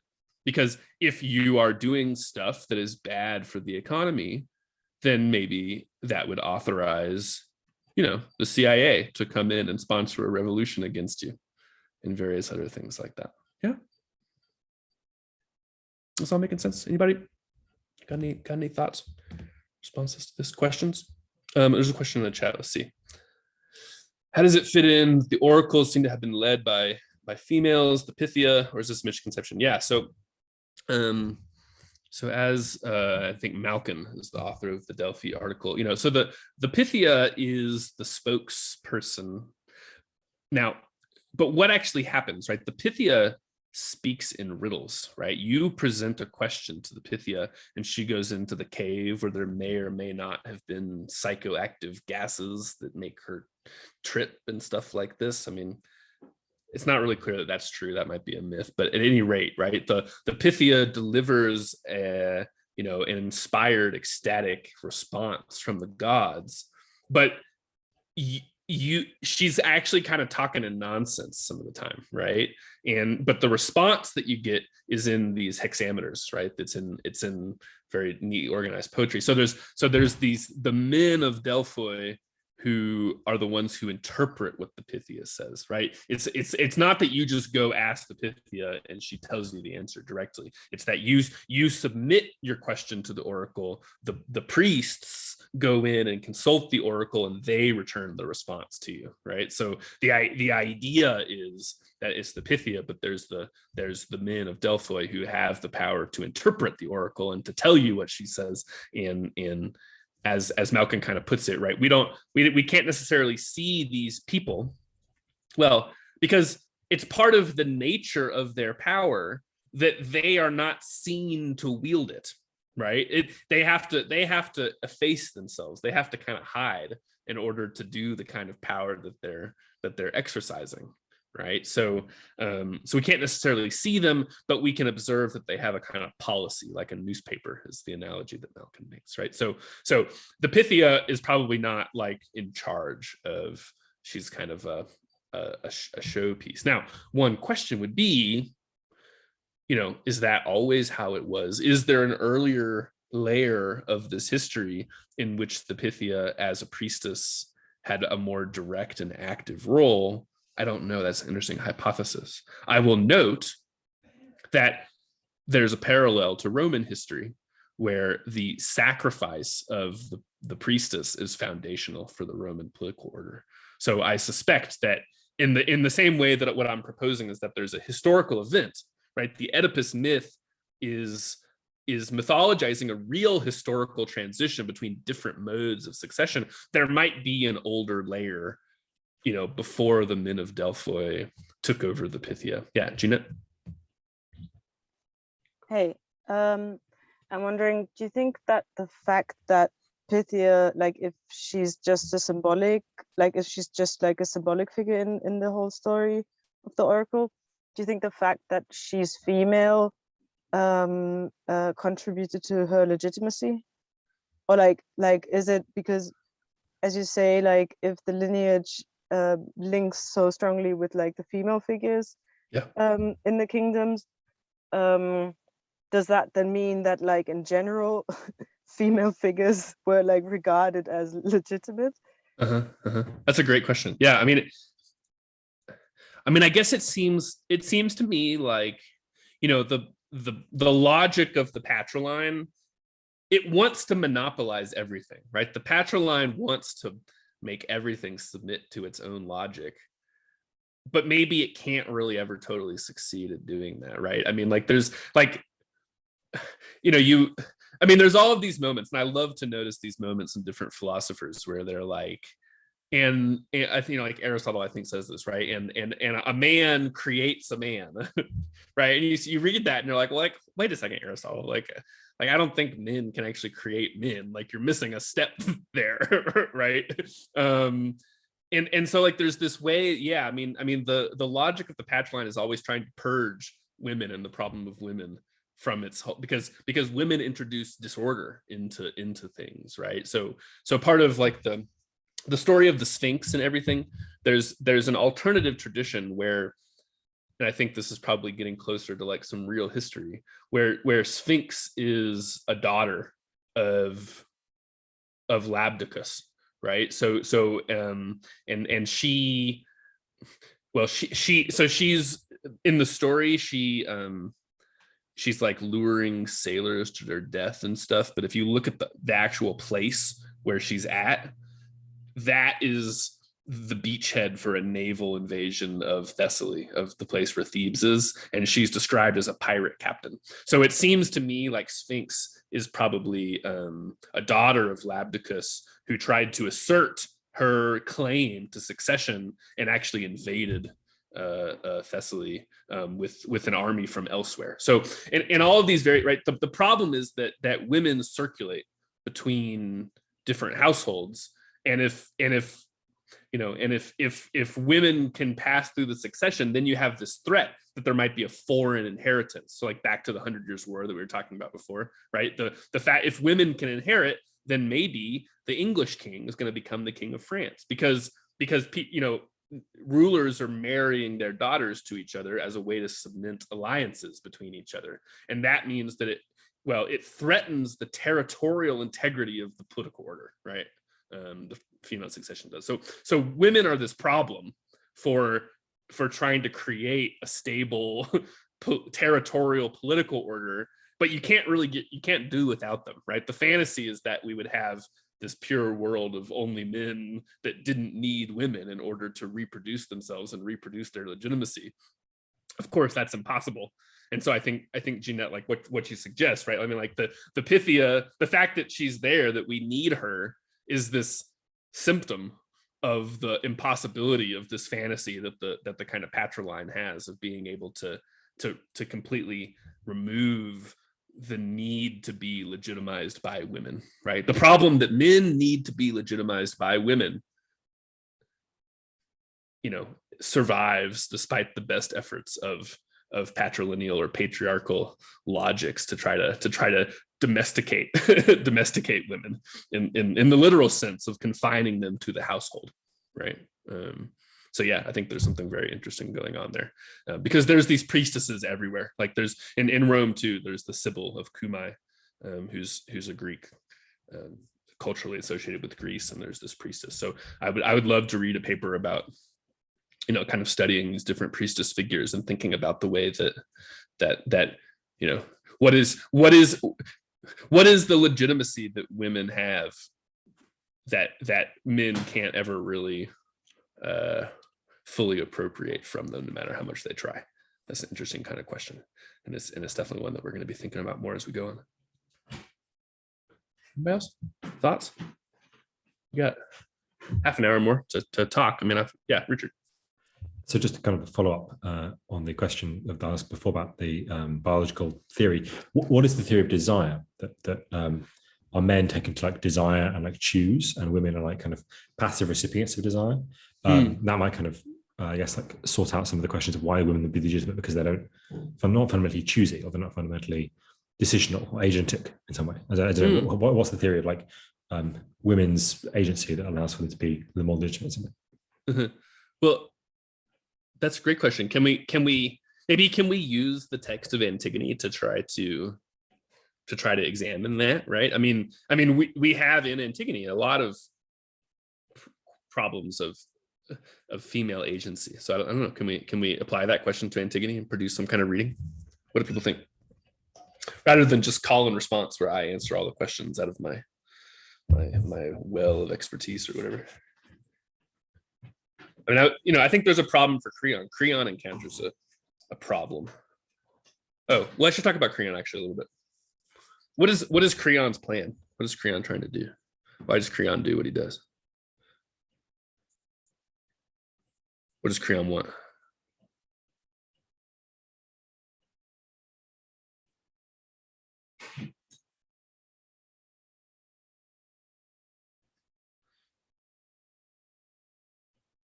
Why is Haimon? Oh, go ahead. What? He wants like the law, right? Yeah. Well, he wants to assert himself as the ruler. Now, Creon at one point says he's recounting the history of everything that's happened before the play opens, and he says, the brothers killed each other, and I, because I'm closely related, now I'm the ruler. Who is Creon? Well, he is the brother of Jocasta, which means that he's now the guardian of Antigone. Okay.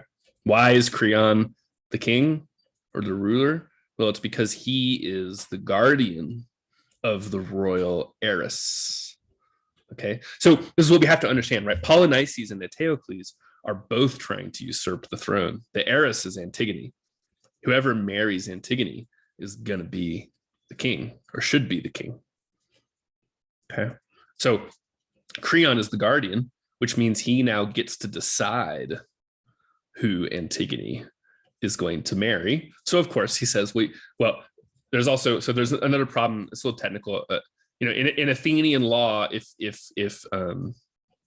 if a man dies intestate or without an heir, and he has a female daughter, his heiress, she's supposed to marry the closest male relative of her father in order to keep the wealth in the family. Yes, Emma, you're making a face. That's how it works, right? So if your dad dies and he doesn't have an heir, then you're an unwed daughter, you would be legally required to marry your uncle or your cousin in order to keep the wealth in the family, right? So now Creon is already married. So Haemon is the nearest unwed male relative of Antigone, right? So Antigone is supposed to marry Haemon because that's the pattern of the epikleros. But also because Creon is her guardian, so he's kind of in charge of who she's going to marry. Now, you may have noticed there's when Creon is talking to Ismene. So Ismene, right, she's the daughter who wants to keep things secret, as opposed to Antigone, who wants to make things public. That's their right. It's not that Ismene is opposed to. They're not really arguing about whether they should bury Polynices. And even so, Bonnie Honig, in a recent book called Antigone Interrupted, has suggested that the implication is actually that Ismene performs the first burial, right? Polynices is buried twice. There's one that nobody is caught doing it. The guards and then they remove it. And then Antigone is caught the second time. Typically, people read the play thinking that Antigone does it both times. Bonnie Honig suggests, well, what if it's Ismene who does it the first time? Because the dispute between Antigone and Ismene is really about whether they should claim responsibility for the act, not so much whether the act should be done at all, right? Ismene is kind of saying, well, let's do it, but let's keep it secret. And Antigone is saying, well, that defeats the point, right? Because the point is that we're trying to oppose Creon's bid for power, and so we have to be public. So there's another question, which is about, to the extent that there is female agency, is it the kind of agency that happens in public or in private? That's an interesting kind of question. Okay. But anyway, Creon is arguing with Ismene, whereas Ismene is like, are you really going to kill Antigone? And what about Haemon? Are you really going to take this daughter from the betrothed from your son? And what does Creon reply? Does anybody remember this section that I'm talking about? He has a really chilling response to this. He says, well, there's other fields for him to plow. What does he mean by that? Who's the other field? Ismene, right? That's what he's saying. He's saying, Ismene says, are you really going to kill Antigone even though she's betrothed to your son? He says, well, if I kill her, he can just marry you because you're next in line, right? Now, so that's Creon. So Creon says, well, Antigone, there's two daughters. One of the daughters is being, is causing trouble for me. So I'm going to kill her. We're going to bury her underground. And then, Haemon can marry Ismene and it's all still good, right? I'm now going to bring the sovereignty into my clan and my son is going to inherit from Oedipus. This backfires on Creon. Why? Doesn't work. Why doesn't it work? Doesn't Ismene essentially throw herself in with Antigone? And so he kind of has to punish them both? No. Or she tries to, doesn't she? She kind of does, but Creon actually won't do it. Right? He is at the end, Ismene is like, oh, actually, I want on board now. I'm going to take responsibility for this. And Creon is like, no, too late. Because Creon doesn't want to kill them both, because if he kills them both, then there's nobody to marry Haimon to, and he won't be able to do the thing that he wants to do. But it ends in Creon has to learn his lesson by the end of the play, right? That's so at the beginning of the play, the chorus tells him, you're the one who gives the nomoi, who gives the law to both the living and the dead, right? So the chorus is endorsing this kind of absolutists, right? Your proclamations are the law. There is no law besides you, Creon. And by the end of the play, he has to learn that he can't do that, right? He has to, it's better not to disobey the established laws. Now, why does Creon learn his lesson? It's not that Ismene dies. Ismene is still there by the end of the play. What does it take for Creon to learn his lesson?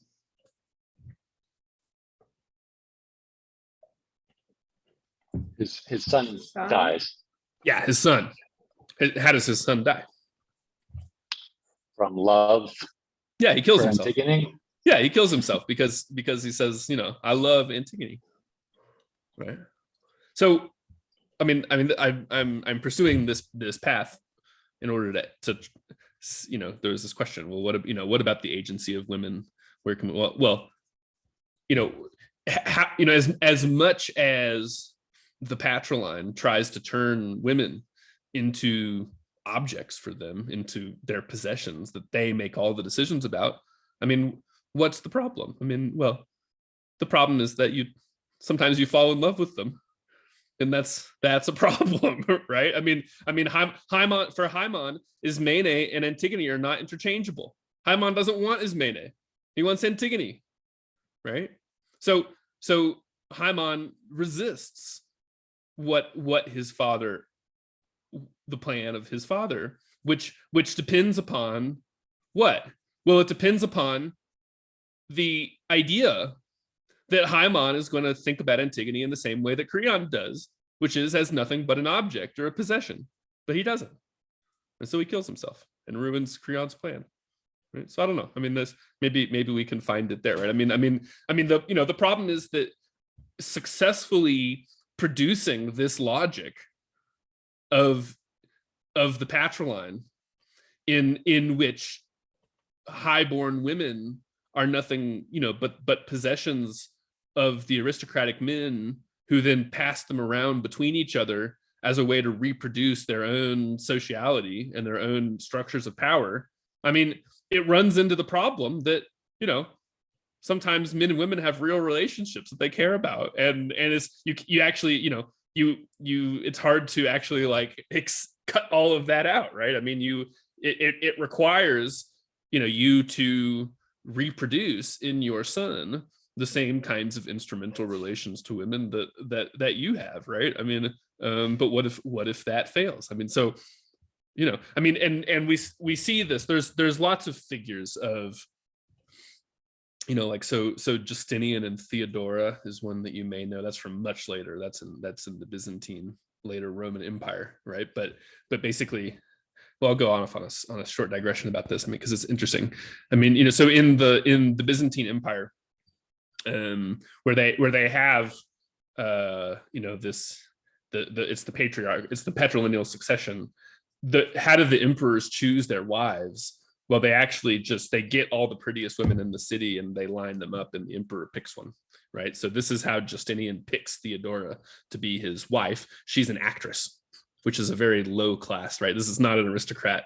This is an actress, but it's Theodora turns out to be this very powerful, intelligent person who kind of ends up running the show, right? And so the problem is that you can't actually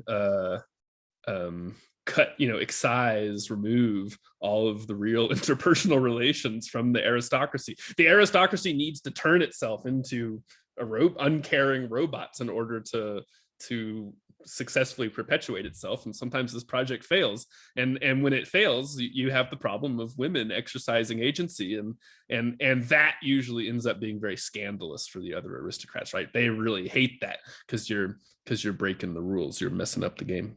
Yeah. So I don't know. I think there's one place that it's kind of romantic, right? I mean, the cure for the patriarchy is true love or something like this, but it's there in the play. That's what's happening in the play. Yeah. Albert, yes, what about Hyman's report that the people, what are you thinking about that? Oh, I was just wondering if that's true, or if that was self-serving, or if the people actually like do support the way things are, and are maybe anxious about Crayon taking over. Well, I mean Hyman's rebuke to Creon is that, he says at one point, I really like this line, he says, "You'd be a great ruler of a desert island," right? I mean, Creon thinks that, he wants to establish himself as the ruler whose proclamations are the same as law. And Hyman's rebuke is, well, I mean, you require buy-in from the rest of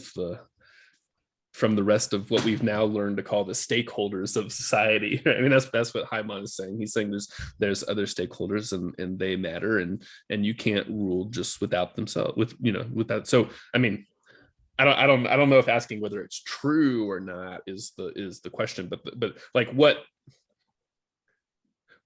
logic is being forwarded by Hyman? Well, it's the idea that, the ruler needs to share power. He needs to take into consideration the interests of others who are not the ruler. And what does this mean? Well, it means that the ruler's rule is non-total, right? That there are other sources of sovereignty in society, or maybe even beyond society, that the ruler can never totally monopolize or totally overcode. And that, of course, that's the theme of this class. That's what we're trying to think about in this class. Yeah. Okay. Anybody else? More loose threads, thoughts, observations?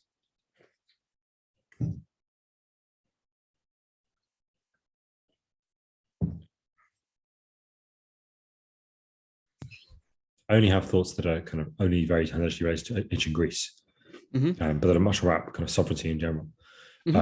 So two questions really. One is the question of the singleton from, I don't know who first writes about this, but I came across it in, God, who's that Swedish guy who writes about existential risk all the time? You know what I mean?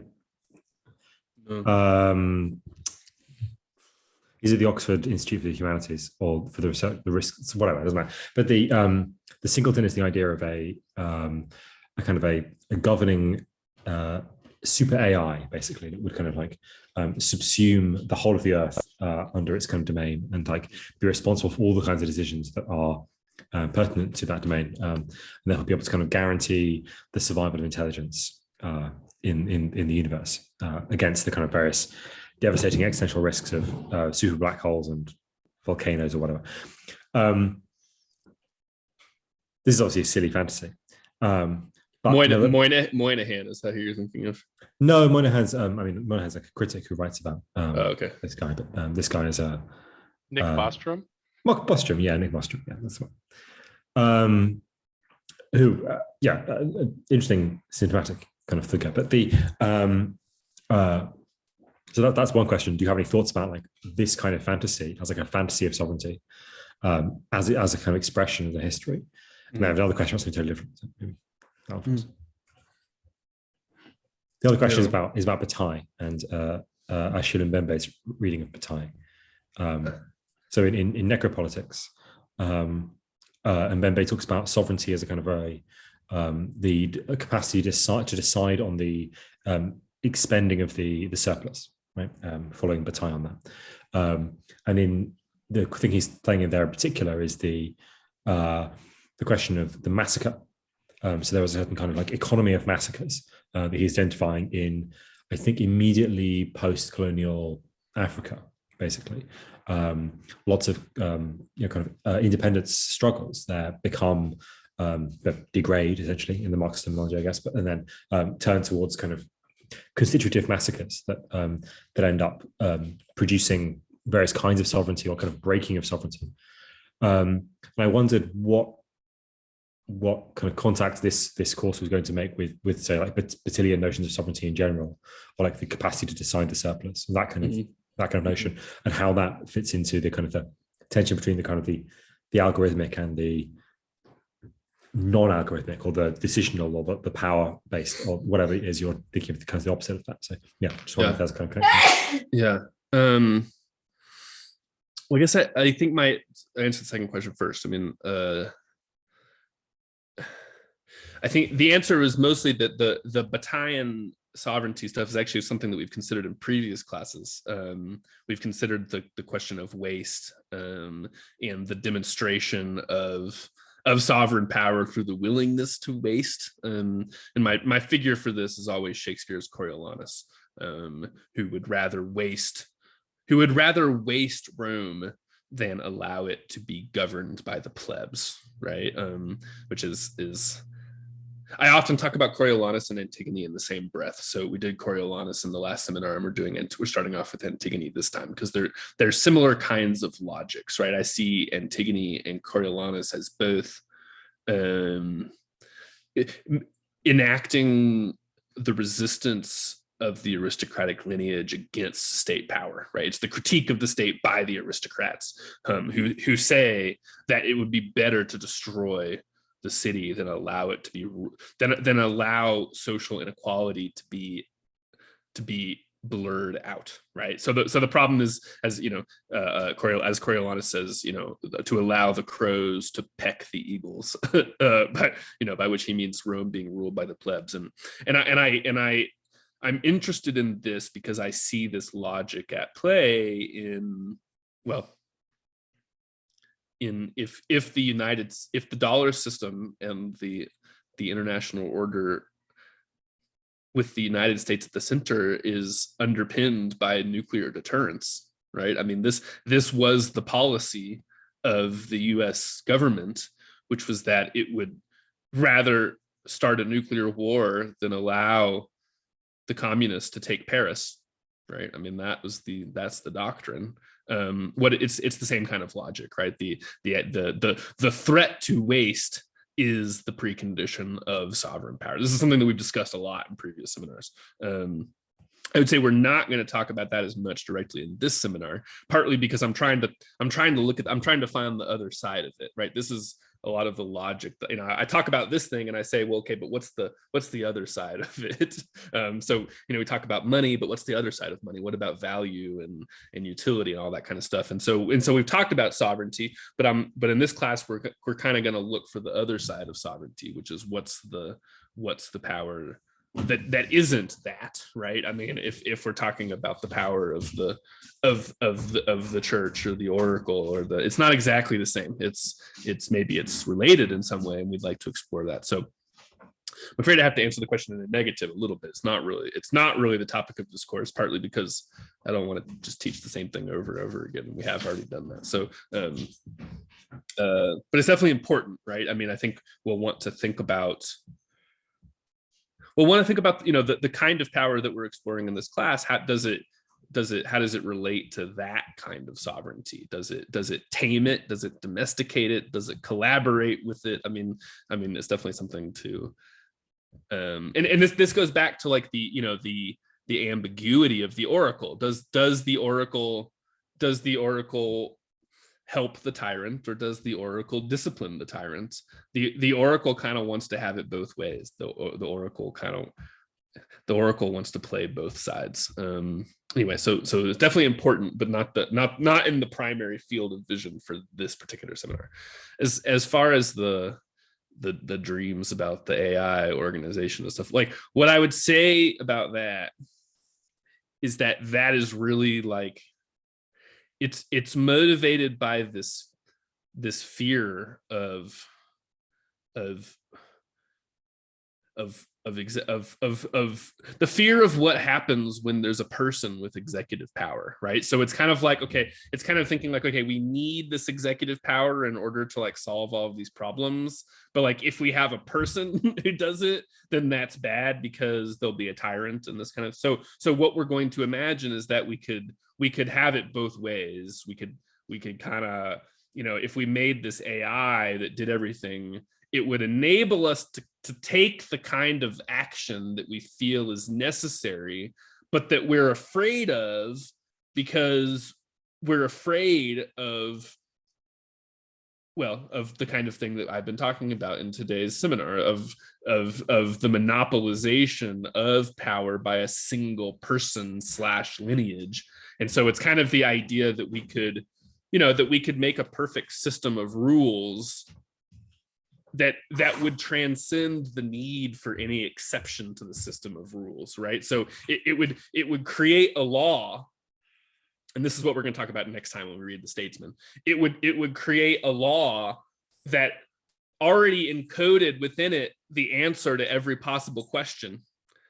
And because the law already answers every possible question, there's not any problem of an exception in the law. I guess that would be kind of my answer to that. So maybe we'll return to this. Think about this when you read The Statesman for next time, and look at the way that. So in the course description for this class, I talked about the incompleteness of the law, and that's what we're going to get to next time with The Statesman. Whereabouts in the previous seminars was the discussion of Bataille? Which one was it in? We haven't read Bataille, but he's been kind of lurking in the background. It's I would say the place where I address this most is the Coriolanus. It's somewhere in the Capital and Power seminar. I couldn't tell you which one it was off the top of my head. Alexander, you have a comment you'd like to put on the table? It's just a comment to the thing that you said about fears. As for me, it also needs to be connected with the idea what state of nature is. Like, who do you believe in? John Locke, Hobbes, or Jean-Jacques Rousseau? They have different ideas about state of nature. So I think it's about what people believe in. So the fears depends on this. Are you waiting for like chaos, or everyone with everyone, or you waiting to peace or paradise, equality, and so on? Yeah, I guess maybe one way we could think about, and we'll definitely have to think more about the state of nature as we go on to those theorists later on in kind of the early modern section of this course. I mean, we might think about it as the state in which the system would be absent intervention into it, right? I mean, like, what is the, we might imagine that political order or human nature or something like that, would always be tending towards a certain kind of organization, if not for the intervention of something that is not natural, right? That is artificial, that is the state or something like that. And we might have different ideas about this, right? We might think that kind of like Hobbes, that the system is tending towards violence unless you intervene into it in order to ward it off. Or we might think that the opposite, that the system is tending towards, non-violence, and it's the intervention into the system that creates the problems, right? So there's definitely, I mean, there's a problem about, whether we think that intervention into the system, which has to posit an outside of the system, right? If we talk about intervention, we're saying there's an inside and an outside of the system, and the intervention comes from outside. The question is now, well, does intervention into the system stabilize the system or destabilize the system? This is a paradox. And, well, it's part of the paradox that the logic of the oracle is kind of designed to deal with, right? The oracle. So as the reading for the oracle kind of tells us, what does the oracle kind of basically do? Well, anytime you have a crisis, a famine, a financial crisis, a succession crisis, a plague, whatever. And these things all kind of tend to go together, right? In our sources, right? Wherever there's a plague, there's also a famine, and there's also a financial crisis, and there's also a political crisis. I mean, we're living through that right now, right? The wheat harvest is going to fail this year, and it's going to be a big thing, right? So, but what does the oracle do? Well, the oracle designates an autocrator, an autocrat, right? That they say, if you're gonna solve the crisis, you need to designate some person who is going to be able to issue orders that can't be argued against in some kind of way, right? But the problem is that once we do that, now it's not clear whether doing that stabilizes the social order or destabilizes it, right? I mean, if there's a crisis, it seems like we need somebody to be in charge so they can deal with the crisis. But once we've put somebody in charge, now they're going to create a crisis. Why? Well, because they're going to try to prevent the power that they now have from losing it, right? They don't want to lose this power, and that creates a crisis of its own. So there's this ambiguity about whether the designation of sovereign plenipotentiary power is stabilizing or destabilizing, because it seems like a response to instability that creates a new kind of instability. And in order to deal with that, well, we need a discourse about legitimacy that is going to be somehow beyond the reach of this person that we've now designated, right, to intervene into it himself, right? We need some place that is beyond the political order, right? I mean, it's important that the oracle is not in the city. You have to leave the city and go on a pilgrimage in order to get to the oracle, right? Same way. I mean, the Vatican is not itself a great power. Well, maybe it is. Maybe it starts to become itself a great power in the early medieval period, which we're going to read about in a couple of weeks, right? And this creates all kinds of problems. So is the power to tell a story about legitimacy, to what extent does that overlap or diverge from sovereignty? Where is this located spatially? This is all the kind of problems but I think it all, the reason that this is a problem stems from this thing that kind of you're saying, which is that if the state of nature is itself not really complete, like there is no fundamentally stable way that things naturally would be without intervention. There's kind of intervention all the way down.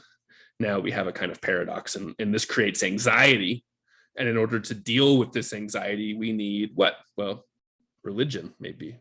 Religion as the foundation of the interstate order, which is, I don't know, that's what I'm interested in. I hope this all, I hope you all kind of see the problem that I'm interested in. I mean, and I should say, I mean, I'm teaching the seminar because I want to think about this myself. I'm not sure I understand it yet, right? So I'm not presenting to you in this series of classes like this fully formed theory that I already have about all of it. It's in a way, it's something that is lurking behind what I've already written about, and it's a problem, and I want to make sure I think about this problem seriously. So I'm open to what y'all think about it, and I'd like to learn something from all of you so that I can understand it better. Yeah, Gina. I have a remark, and it's not really fully formed in my head, but I'm wondering about using mythology as references to contemporary issues, which seems like what you're interested in. And in the beginning, like in the introduction of this seminar or like of this lecture, you said, it's actually strange to start with Greece, like to start anything with Greece, because it's not the beginning. It's like an artificial reference point, and yet we just did that.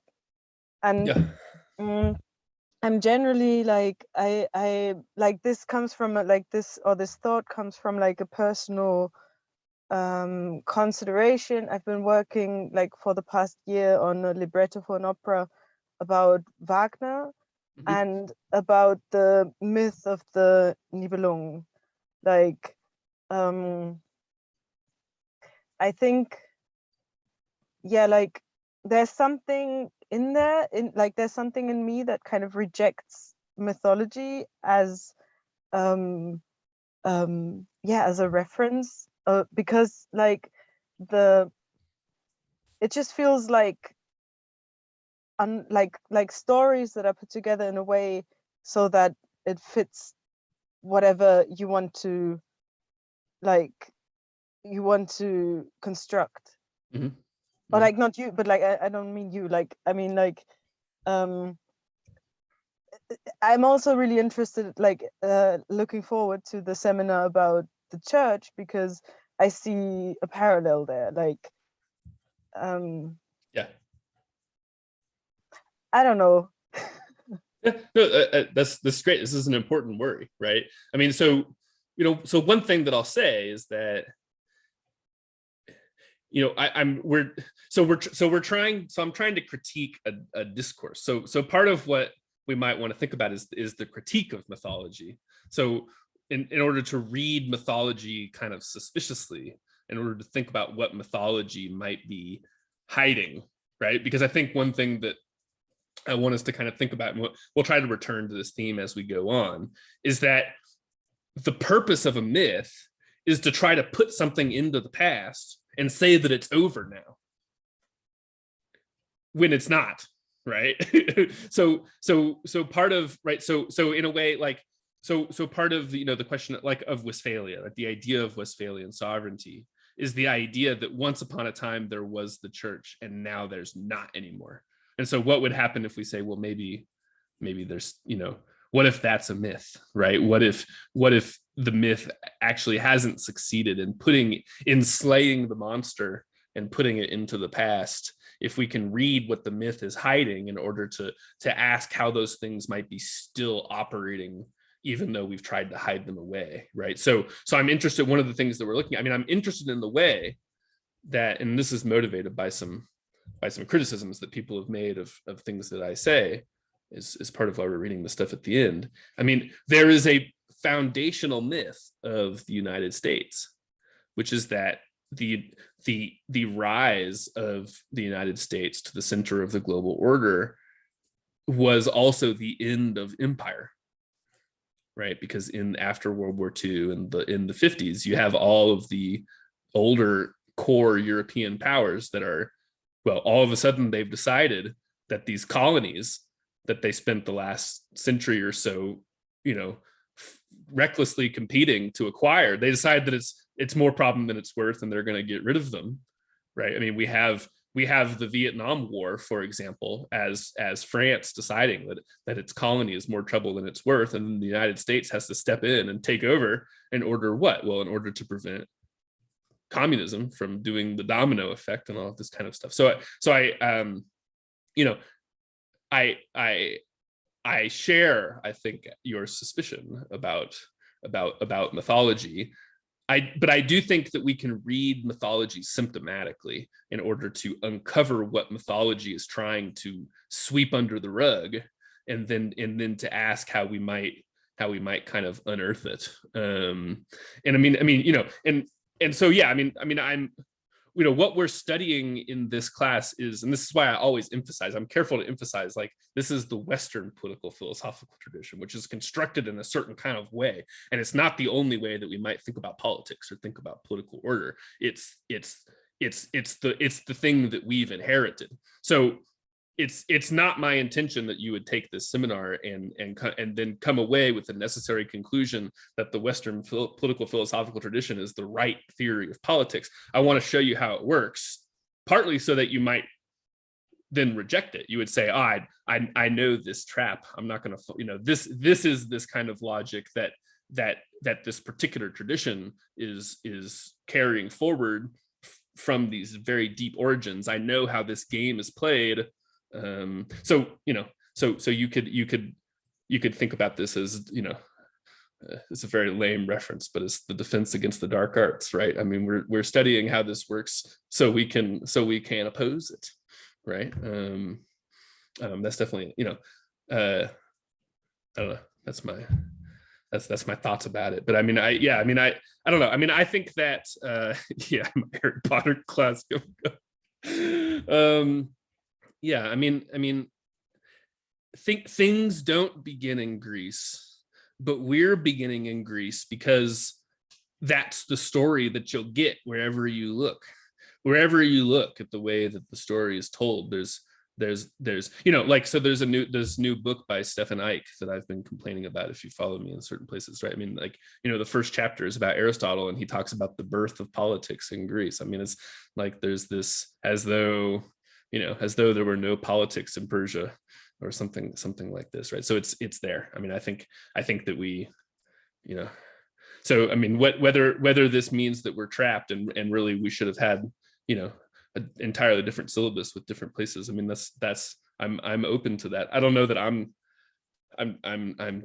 trying to teach about things that I know at least a little bit about, and that's what I have. So yeah, I don't know. I mean, it's definitely it's something to tread carefully, right? I mean, we're studying this thing, but I don't want to give the impression that all of this is right or the right way to think about it, but we're stuck in it, right? I mean, we're path dependent in it in a certain kind of way. And so we'll think about this maybe when we get to Hobbes. So the bit that we're going to read from Hobbes is a bit that's not, I think, is widely read. It's the end of the book on the kingdom of darkness, where he's complaining about the church, right? This is his polemic against the Catholic Church, where he's basically saying, the Roman Empire never really ended. We're still stuck in it.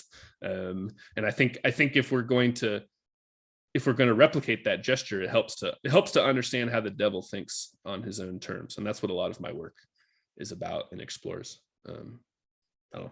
You may or may not be satisfied by that answer, but it's my best shot. Anybody else have any thoughts? It's about time to wrap up. Okay. So for next time, we're reading Plato's Statesman. I'd like you to pay special attention to questions about kinship, lineage, legitimacy, as they pop up in that text. And we're also going to be reading about the reform of Cleisthenes, and which is not Solon, but it's related to Solon. So we can talk a little bit about Solon too. So and I hope that we'll have maybe a couple of presentations. So if you'd like to go ahead and get your presentation out of the way, make sure to sign up, and I will see you all next week. Thanks. Thank you. Thank you, Colin. Thank you, everyone.